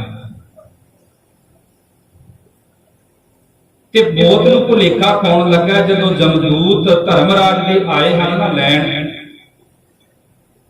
ते भुलेखा की पाया? अपने वर्गियां कई आकृतियां, अपने वर्गियां कई मूर्तियां तैयार कर दित्तियां, ते मूर्तियां तैयार करके मौत नूं भुलेखा पाउण लगा है। ते जदों जमदूत आए देख के हैरान रह गए, कहंदे लैण ते एक अफलातू नूं आए सी, ते दुनिया दे पता नहीं किन्ने अफलातू तुरे फिरदे हैं। इन्नियां आकृतियां, इन्ना विद्वान, उसके हाथ दे विच एडी करामात, खूबहू मूर्तियां तैयार कर दित्तियां, ते भुलेखा पा रहा है। ते साहिब कहंदे ने सहस सियाणपा लख होए तां इक न चलै नाल। चाहे जिन्नी मर्जी चलाकी है, सियाणप है नहीं चलनी। चतुराई ना चतुर कुछ पाई है, भोले भाए मिले रघुराया। गुरु नूं प्राप्त करना है, मौत नूं जितना है। साहिब कहंदे ने भोलेपन दे नाल जित्तिया जा सकता है, ते जिन्हां ने जित्तिया है उन्होंने जित्तिया भी है, ते दर्ज भी किया है गुरबाणी दे विच। उन्होंने मौत तो आनंद भी आया है, गुरबाणी दे विच दर्ज है। कबीर जिस मरने ते जग डरै, मेरे मन आनंद मरने ही ते पाइया पूर्ण परमानंद। साहिब कहते हैं मरण तो बाद ही ते परमात्मा नूं मिलिया जा सकता है। पर वो मौत केड़ी है? अंदर दी मौत है, शरीर दी मौत नहीं, अंदर दी मौत है, भाव गुरु दे नाल जुड़न दी मौत है। रहो विचार अफलातू ने अपने वर्गे जो स्वरूप बनाए, आए जमदूत देख के भुलेखे दे विच पै गए, देख के वापस गए, धर्मराज की कचहरी दे अगे पेश होए। कहंदे असीं लैण ते एक अफलातू नूं गए सी, उत्थे ते बड़े अफलातू तुरे फिरदे ने, असीं किहड़े अफलातू नूं लैके आईए? उत्थे बहुत आकृतियां हन। ते धर्मराज हस पिया, कहंदे इस मौत तो कौन बचिया है? इस तो कोई नहीं बचिया। याद रखना, जाओ दोबारा जाना है कि जाके दो काम करने हैं। केड़े काम करने हैं? एक उस इंसान की तारीफ करनी है, ते एक उस इंसान की, साहिब कहते हैं उस इंसान को थल्ले देना है, निंदिया करनी है। निंदिया शब्द माड़ा लगता है, बोलना बहुत औखा लगता है संगत दे विच। रहो विचार, निंदा ਭਲੀ ਕਾਮ ਕੀਨਾ। ਨਿੰਦਾ ਕਿਸੇ ਦੀ ਵੀ ਚੰਗੀ ਨਹੀਂ ਕਰਨੀ ਚਾਹੀਦੀ। ਗੁਰੂ ਬਾਦਸ਼ਾਹ ਨੇ ਬਾਣੀ ਦੇ ਵਿੱਚ ਦਰਜ ਕੀਤਾ ਹੈ। ਰਹੋ ਵਿਚਾਰ ਸਾਹਿਬ ਕਹਿੰਦੇ ਨੇ ਉਸਤਤ ਵੀ ਕਰਨੀ ਹੈ, ਨਿੰਦਿਆ ਵੀ ਕਰਨੀ ਹੈ। ਉਸਤਤ ਕਰਦਿਆਂ ਕਰਦਿਆਂ ਇੰਨੀ ਤਾਰੀਫ ਕਰਨੀ ਹੈ ਕਿ ਜਦੋਂ ਤਾਰੀਫ ਦੇ ਵਿੱਚ ਆ ਜਾਵੇ, ਯਾਦ ਰੱਖਣਾ ਕਿ ਕਿਸੇ ਚੀਜ਼ ਦੇ ਵਿੱਚ ਜਦੋਂ ਜ਼ਿਆਦੀ ਹਵਾ ਭਰ ਜਾਵੇ ਨਾ, ਉਸ ਨੂੰ ਮਾੜੀ ਜੀ ਮੇਖ ਲਾ ਤੋਂ ਹਵਾ ਨਿਕਲ ਜਾਂਦੀ ਹੈ। ਬਸ ਹਵਾ ਦਾ ਬੋਲਾ ਇਨਸਾਨ ਗਏ ਹਨ, ਜਾ ਕੇ ਤਾਰੀਫ ਕੀਤੀ ਤੇ ਤਾਰੀਫ ਕੀ ਕੀਤੀ, ਵਾਹ ਬਣਾਉਣ ਵਾਲਿਆ ਤੇਰੇ ਵਰਗਾ ਦੁਨੀਆ ਦੇ ਕੋਈ ਚਿੱਤਰਕਾਰ ਨਹੀਂ। ਐਡੀ ਸੋਹਣੀ ਕਲਾਕਾਰੀ ਤੇਰੇ ਹੱਥਾਂ ਦੇ ਵਿੱਚ ਪਰਮਾਤਮਾ ਨੇ ਬੜਾ ਗੁਣ ਬਖਸ਼ਿਆ ਹੈ।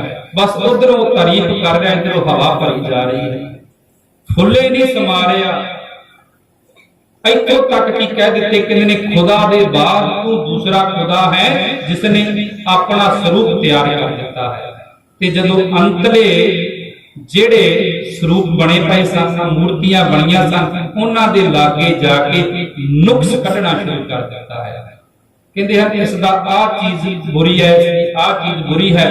ਅੰਤਲੀ ਜਦੋਂ ਮੂਰਤੀ ਤੇ ਆਏ, ਆ ਕੇ ਇੱਕ ਸ਼ਬਦ ਕਹੇ ਹਨ, ਕਹਿੰਦੇ ਹਨ ਬਾਕੀ ਸਾਰਾ ਕੁਝ ਠੀਕ ਹੈ, ਬਸ ਇੱਕ ਕਮੀ ਰਹਿ ਗਈ ਹੈ। ਜਦੋਂ ਇੰਨੀ ਗੱਲ ਕਹੀ, ਨਾਲ ਦੀ ਨਾਲ ਬੋਲਿਆ, ਕਹਿੰਦੇ ਕਿਹੜੀ ਕਮੀ ਰਹਿ ਗਈ? ਕਹਿੰਦੇ ਬਸ ਆਹੀ ਕਮੀ ਰਹਿ ਗਈ, ਲੈਣ ਤੈਨੂੰ ਆਇਆ, ਲੈ ਕੇ ਜਾਣਾ। ਤੇ ਇਨਸਾਨ ਦਾ ਸਾਧ ਸੰਗਤ ਦੀ ਗੱਲ ਸ਼ੁਰੂ ਹੋਈ ਸੀ ਸੁਣਨ ਤੋਂ।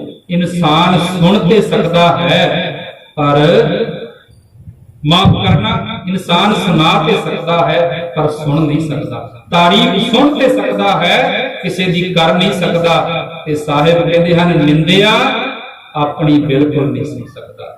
ਇਹੀ ਅਫਲਾਤੂ ਨੇ ਕੀਤਾ। ਤੇ ਸਾਹਿਬ ਕਹਿੰਦੇ ਹਨ ਜੋ ਉਪਜਿਓ ਸੋ ਬਿਨਸ ਹੈ, ਪਰ ਉਹ ਆਜ ਕੈ ਕਾਲ ਨਾਨਕ ਹਰ ਗੁਣ ਗਾਏ ਲੈ, ਛਾੜ ਸਗਲ ਜੰਜਾਲ। ਸਾਹਿਬ ਕਹਿੰਦੇ ਨੇ ਸਾਰੇ ਕੂੜੇ ਧੰਦਿਆਂ ਨੂੰ ਛੱਡ ਦੇ।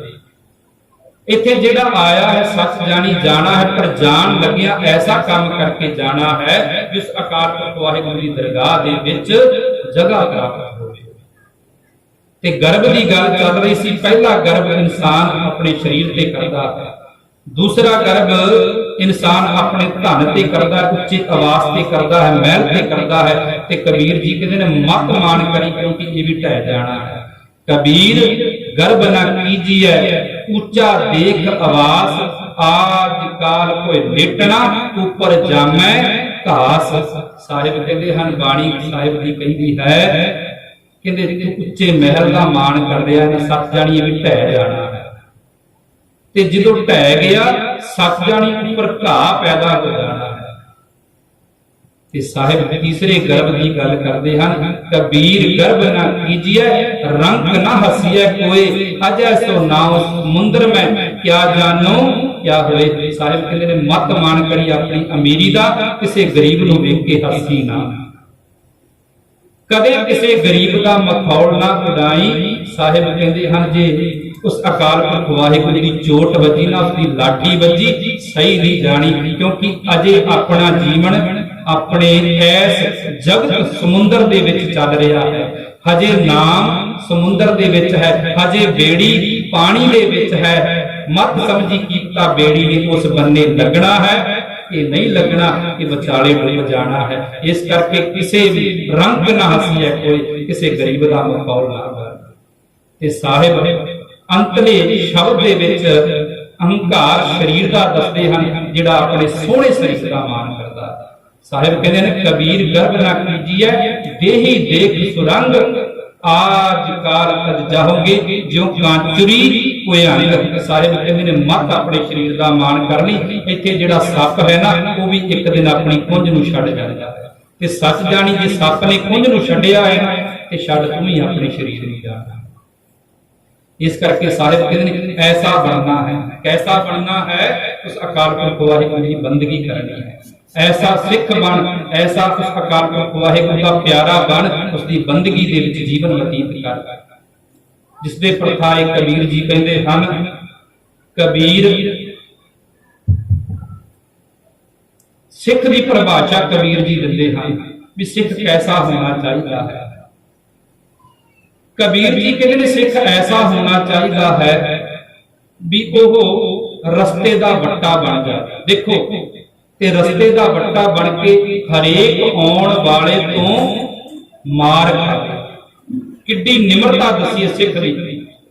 ਪਹਿਲੋਂ ਤੇ ਕਹਿੰਦੇ ਨੇ ਵੱਟਾ ਬਣ ਜਾ ਰਸਤੇ ਦਾ, ਕਬੀਰ ਰੋੜਾ ਹੋਏ ਰਹੋ ਬਾਟਕਾ, ਤਜ ਮਨ ਕਾ ਅਭਿਮਾਨ, ਐਸਾ ਕੋਈ ਦਾਸ ਹੋਏ ਤਾਹੇ ਮਿਲੈ ਭਗਵਾਨ। ਸਾਹਿਬ ਕਹਿੰਦੇ ਹਨ ਵੱਟਾ ਬਣ ਜਾ ਰਸਤੇ ਦਾ ਤੇ ਆਉਣ ਜਾਣਾ ਵਾਲਾ ਤੇਰੇ ਕਹਿੰਦੇ ਲੱਤ ਮਾਰੇ। ਦੇਖੋ ਕਿੱਡਾ ਥੱਲੇ ਬਰੀਕੀ ਦੇ ਵਿੱਚ ਲੈ ਕੇ ਗਏ ਹਨ ਸ਼ਬਦ ਨੂੰ, ਵੀ ਇੰਨੀ ਨਿਮਰਤਾ ਸਿੱਖ ਦੀ ਪਰਿਭਾਸ਼ਾ। ਕਹਿੰਦੇ ਇੰਨਾ ਨਿਮਰਤਾ ਵਾਲਾ ਬਣ ਜਾ, ਰਸਤੇ ਦਾ ਰੋੜਾ ਬਣ ਜਾ, ਆਉਣ ਜਾਣ ਵਾਲਾ ਤੈਨੂੰ ਲੱਤ ਮਾਰੇ ਤੇ ਕਹਿੰਦੇ ਤਾਂ ਤੈਨੂੰ ਪਰਮਾਤਮਾ ਮਿਲਣਾ ਹੈ। ਪਰ ਇੱਥੇ ਬਸ ਨਹੀਂ, ਹਜੇ ਕਸਵੱਟੀ ਤੇ ਲੱਗ ਰਿਹਾ ਹੈ।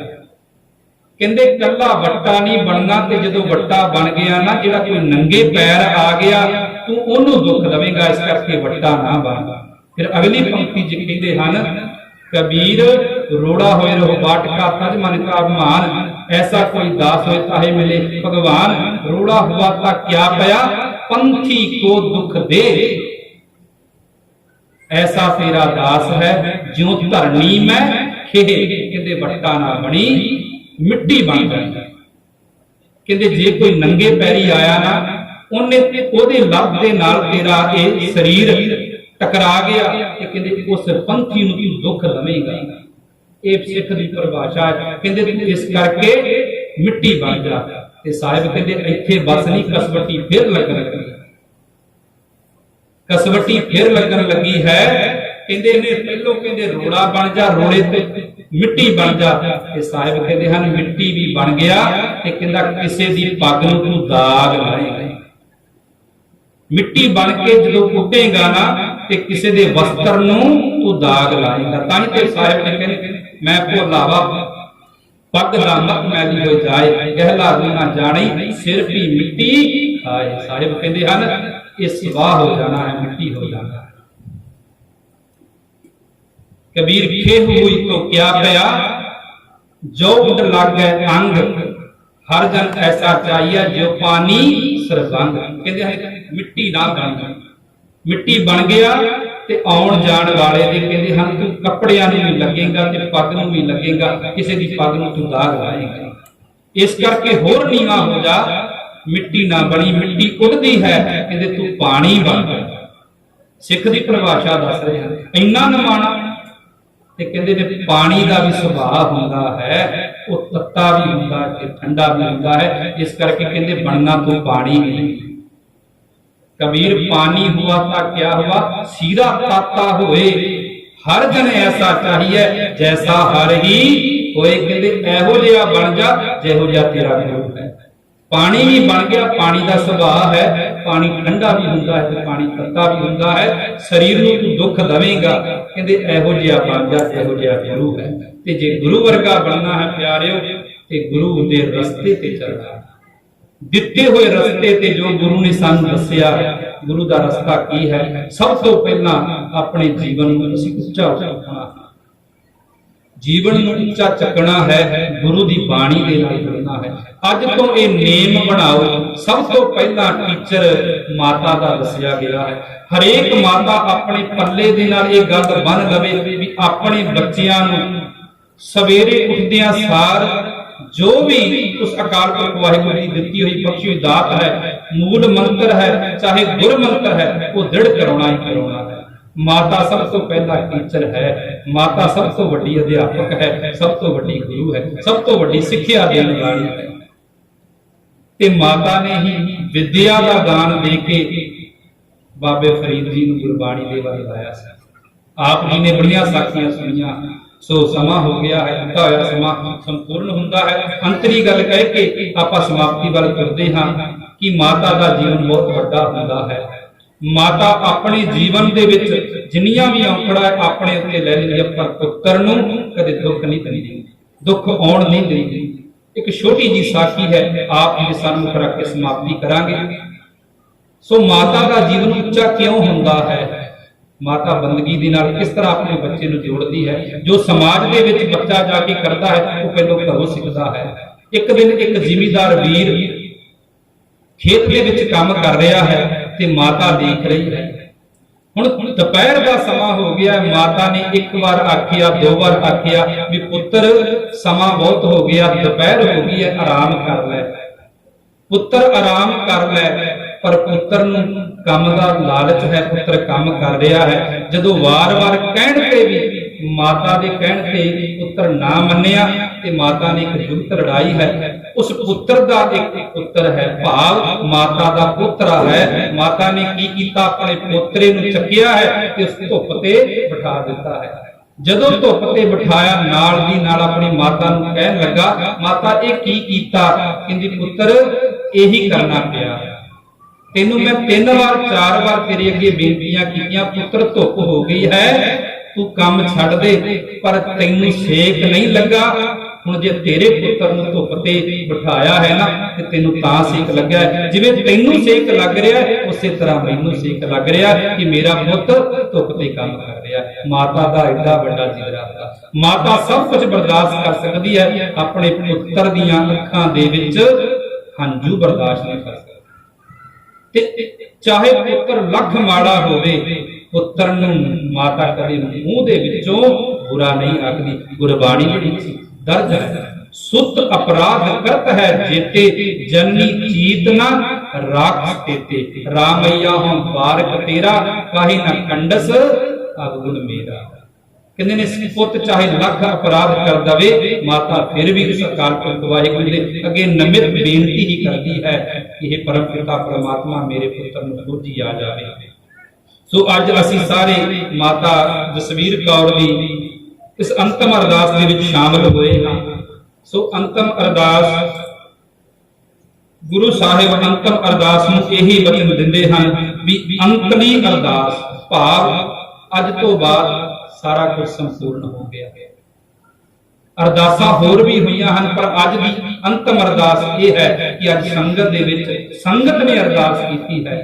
ਤੇ ਯਾਦ ਰੱਖਣਾ, ਬਿਰਤੀ ਕਦੇ ਨਾ ਹੋਵਈ ਜਨ ਕੀ ਅਰਦਾਸ। ਜਿਹਦੇ ਵਾਸਤੇ ਸਾਰੀ ਸੰਗਤ ਅਰਦਾਸ ਕਰ ਦਵੇ, ਉਸ ਦੀ ਪਰਮਾਤਮਾ ਮੋੜਦਾ ਨਹੀਂ ਹੈ। ਵਿੱਚ ਸੰਗਤ ਹਰ ਪ੍ਰਭ ਵਸੈ ਜੀਓ। ਸੰਗਤ ਦੇ ਵਿੱਚ ਹਰੀ ਦਾ ਵਾਸਾ ਹੁੰਦਾ ਹੈ, ਪਰਮਾਤਮਾ ਦਾ ਵਾਸਾ ਹੁੰਦਾ ਹੈ, ਪਰਮਾਤਮਾ ਆਪ ਵਾਸ ਕਰਦੇ ਹਨ। ਤੇ ਜਿਹਦੀ ਅਰਦਾਸ ਸੰਗਤ ਕਰ ਦਵੇ, ਉਸ ਦੀ ਪ੍ਰਵਾਨ ਹੁੰਦੀ ਹੈ। ਇਹੋ ਸੱਜਣ ਅਸੀਸੜੀਆਂ ਜੋ ਹੋਵੇ ਸਾਹਿਬ ਸਿਓ ਮੇਲ। ਸੋ ਅਰਦਾਸ ਕਰਨੀ ਹੈ ਸਭ ਨੇ ਕਿ ਮਾਤਾ ਜਸਵੀਰ ਕੌਰ ਨੂੰ ਪਰਮ ਪਿਤਾ ਪਰਮਾਤਮਾ ਅਕਾਲ ਪੁਰਖ ਵਾਹਿਗੁਰੂ ਆਪਣੇ ਚਰਨਾਂ ਵਿੱਚ ਨਿਵਾਸ ਬਖਸ਼ਣ, ਪਿੱਛੇ ਪਰਿਵਾਰ ਨੂੰ ਭਾਣਾ ਮੰਨਣ ਦੀ ਤਾਕਤ ਸਮਰੱਥਾ ਬਲ ਉਦਮ ਬਖਸ਼ਣ। ਸੇਵਕ ਪਰਿਵਾਰ ਵੱਲੋਂ ਸਵਰਗਵਾਸੀ ਭਾਈ ਸਤਨਾਮ ਸਿੰਘ ਜੋ ਕਿ ਮਾਤਾ ਜੀ ਦੇ ਵੱਡੇ ਲੜਕੇ ਹਨ, ਅਤੇ ਭਾਈ ਰੋਗੀ ਸਿੰਘ ਜੀ ਜੋ ਛੋਟੇ ਲੜਕੇ ਹਨ, ਸਮੂਹ ਭੰਗਰ ਪਰਿਵਾਰ ਵੱਲੋਂ ਸਾਰੀਆਂ ਸੰਗਤਾਂ ਦਾ ਧੰਨਵਾਦ ਹੈ ਜੋ ਕਿ ਆਪ ਦੀ ਸਭ ਸੰਗਤਾਂ ਸੇਵਕ ਪਰਿਵਾਰ ਦੇ ਦੁੱਖ ਦੀ ਘੜੀ ਦੇ ਵਿੱਚ ਸ਼ਾਮਲ ਹੋਏ। ਸਾਧ ਸੰਗਤ ਜੀ, ਕਿਸੇ ਦੇ ਦੁੱਖ ਦੇ ਵਿੱਚ ਜਦੋਂ ਆਪਾਂ ਇਕੱਠੇ ਹੁੰਦੇ ਹਾਂ, ਯਾਦ ਰੱਖਣਾ ਕਿਸੇ ਦਾ ਦੁੱਖ ਵੰਡਾਇਆ ਜਾ ਸਕਦਾ ਹੈ। ਦੁੱਖ ਜਿਹਨੂੰ ਹੈ ਉਸ ਨੂੰ ਹੀ, ਪਰ ਸਾਧ ਸੰਗਤ ਜੀ ਦੁੱਖ ਦੀ ਘੜੀ ਦੇ ਵਿੱਚ ਜਦੋਂ ਆਪਾਂ ਸ਼ਾਮਲ ਹੁੰਦੇ ਹਾਂ ਤੇ ਦੁੱਖ ਘਟ ਜਾਂਦਾ ਹੈ। ਸੋ ਸਭ ਨੇ ਅਰਦਾਸ ਕਰਨੀ ਹੈ। ਅਰਦਾਸ ਦੇ ਵਿੱਚ ਉਸ ਅਕਾਲ ਪੁਰਖ ਵਾਹਿਗੁਰੂ ਦਾ ਸ਼ੁਕਰਾਨਾ ਕਰਨਾ ਹੈ। ਪਾਤਸ਼ਾਹ ਤੇਰਾ ਸ਼ੁਕਰਾਨਾ ਹੈ, ਤੂੰ ਸਾਨੂੰ ਜੀਵਨ ਬਖਸ਼ਿਆ ਹੈ। ਤੇ ਅਰਦਾਸ ਬੇਨਤੀ ਇਹ ਕਰਨੀ ਹੈ ਕਿ ਇਹ ਪਰਮ ਪਿਤਾ ਪਰਮਾਤਮਾ ਵਿਛੜੀ ਹੋਈ ਰੂਹ ਨੂੰ ਆਪਣੇ ਚਰਨਾਂ ਵਿੱਚ ਨਿਵਾਸ ਬਖਸ਼ਿਓ। ਪਿੱਛੇ ਪਰਿਵਾਰ ਨੂੰ ਭਾਣਾ ਮੰਨਣ ਦੀ ਤਾਕਤ ਸਮਰੱਥਾ ਬਲ ਉਦਮ ਬਖਸ਼ਿਓ। ਗੁਰਬਾਣੀ ਦੀ ਵਿਚਾਰ ਕਰਦਿਆਂ ਅਨੇਕਾਂ ਹੀ ਪ੍ਰਕਾਰ ਦੀਆਂ ਭੁੱਲਾਂ ਗਲਤੀਆਂ ਹੋ ਜਾਂਦੀਆਂ ਹਨ। ਗੁਰੂ ਕੀ ਸੰਗਤ ਬਖਸ਼ਣ ਯੋਗ ਹੈ, ਗੁਰੂ ਬਖਸ਼ਣ ਯੋਗ ਹੈ, ਬਖਸ਼ ਲੈਣਾ। ਧੰਨਵਾਦ ਹੈ ਭਾਈ ਗਿਆਨੀ ਸਤਨਾਮ ਸਿੰਘ ਦਾ, ਜਿਨ੍ਹਾਂ ਨੇ ਆਪ ਸਭ ਸੰਗਤਾਂ ਦੇ ਦਰਸ਼ਨ ਕਰਵਾਏ। ਸੋ ਗੁਰੂ ਪਾਤਸ਼ਾਹ ਕਿਰਪਾ ਕਰਨ, ਮਿਹਰ ਪ੍ਰਿਆਤ ਕਰਨ, ਚੜ੍ਹਦੀਆਂ ਕਲਾ ਹਰ ਬਦਾਨੇ ਫਤਿਹ ਬਖਸ਼ਣ। ਸੰਗਤਾਂ ਵੱਲੋਂ ਬੇਅੰਤ ਮਾਇਆ ਦਾ ਸਤਿਕਾਰ ਆਇਆ ਹੈ। ਗੁਰੂ ਸਾਹਿਬ ਨਾਮ ਆਪ ਜਾਣਦੇ ਹਨ, ਕਿਰਪਾ ਕਰਨ ਰਸਨਾ ਨੂੰ ਕਰ ਪਵਿੱਤਰ ਗੱਜ ਕੇ ਬੁਲਾਓ ਜੀ। ਕੋਈ ਵੀ ਰਸਨਾ ਮਾਂਝੀ ਨਾ ਰਹਿ ਜਾਵੇ। ਫਤਿਹ ਦਾ ਜਵਾਬ ਫਤਿਹ ਦੇ ਵਿੱਚ ਦਿਲ ਦੀਆਂ ਗਹਿਰਾਈਆਂ ਤੋਂ ਅਕਾਲ ਪੁਰਖ ਵਾਹਿਗੁਰੂ ਦਾ ਸ਼ੁਕਰਾਨਾ ਕਰਦੇ ਹੋਏ ਫਤਿਹ ਦਾ ਜਵਾਬ ਫਤਿਹ ਦੇ ਵਿੱਚ। ਵਾਹਿਗੁਰੂ ਜੀ ਕਾ ਖਾਲਸਾ, ਵਾਹਿਗੁਰੂ ਜੀ ਕੀ ਫਤਿਹ।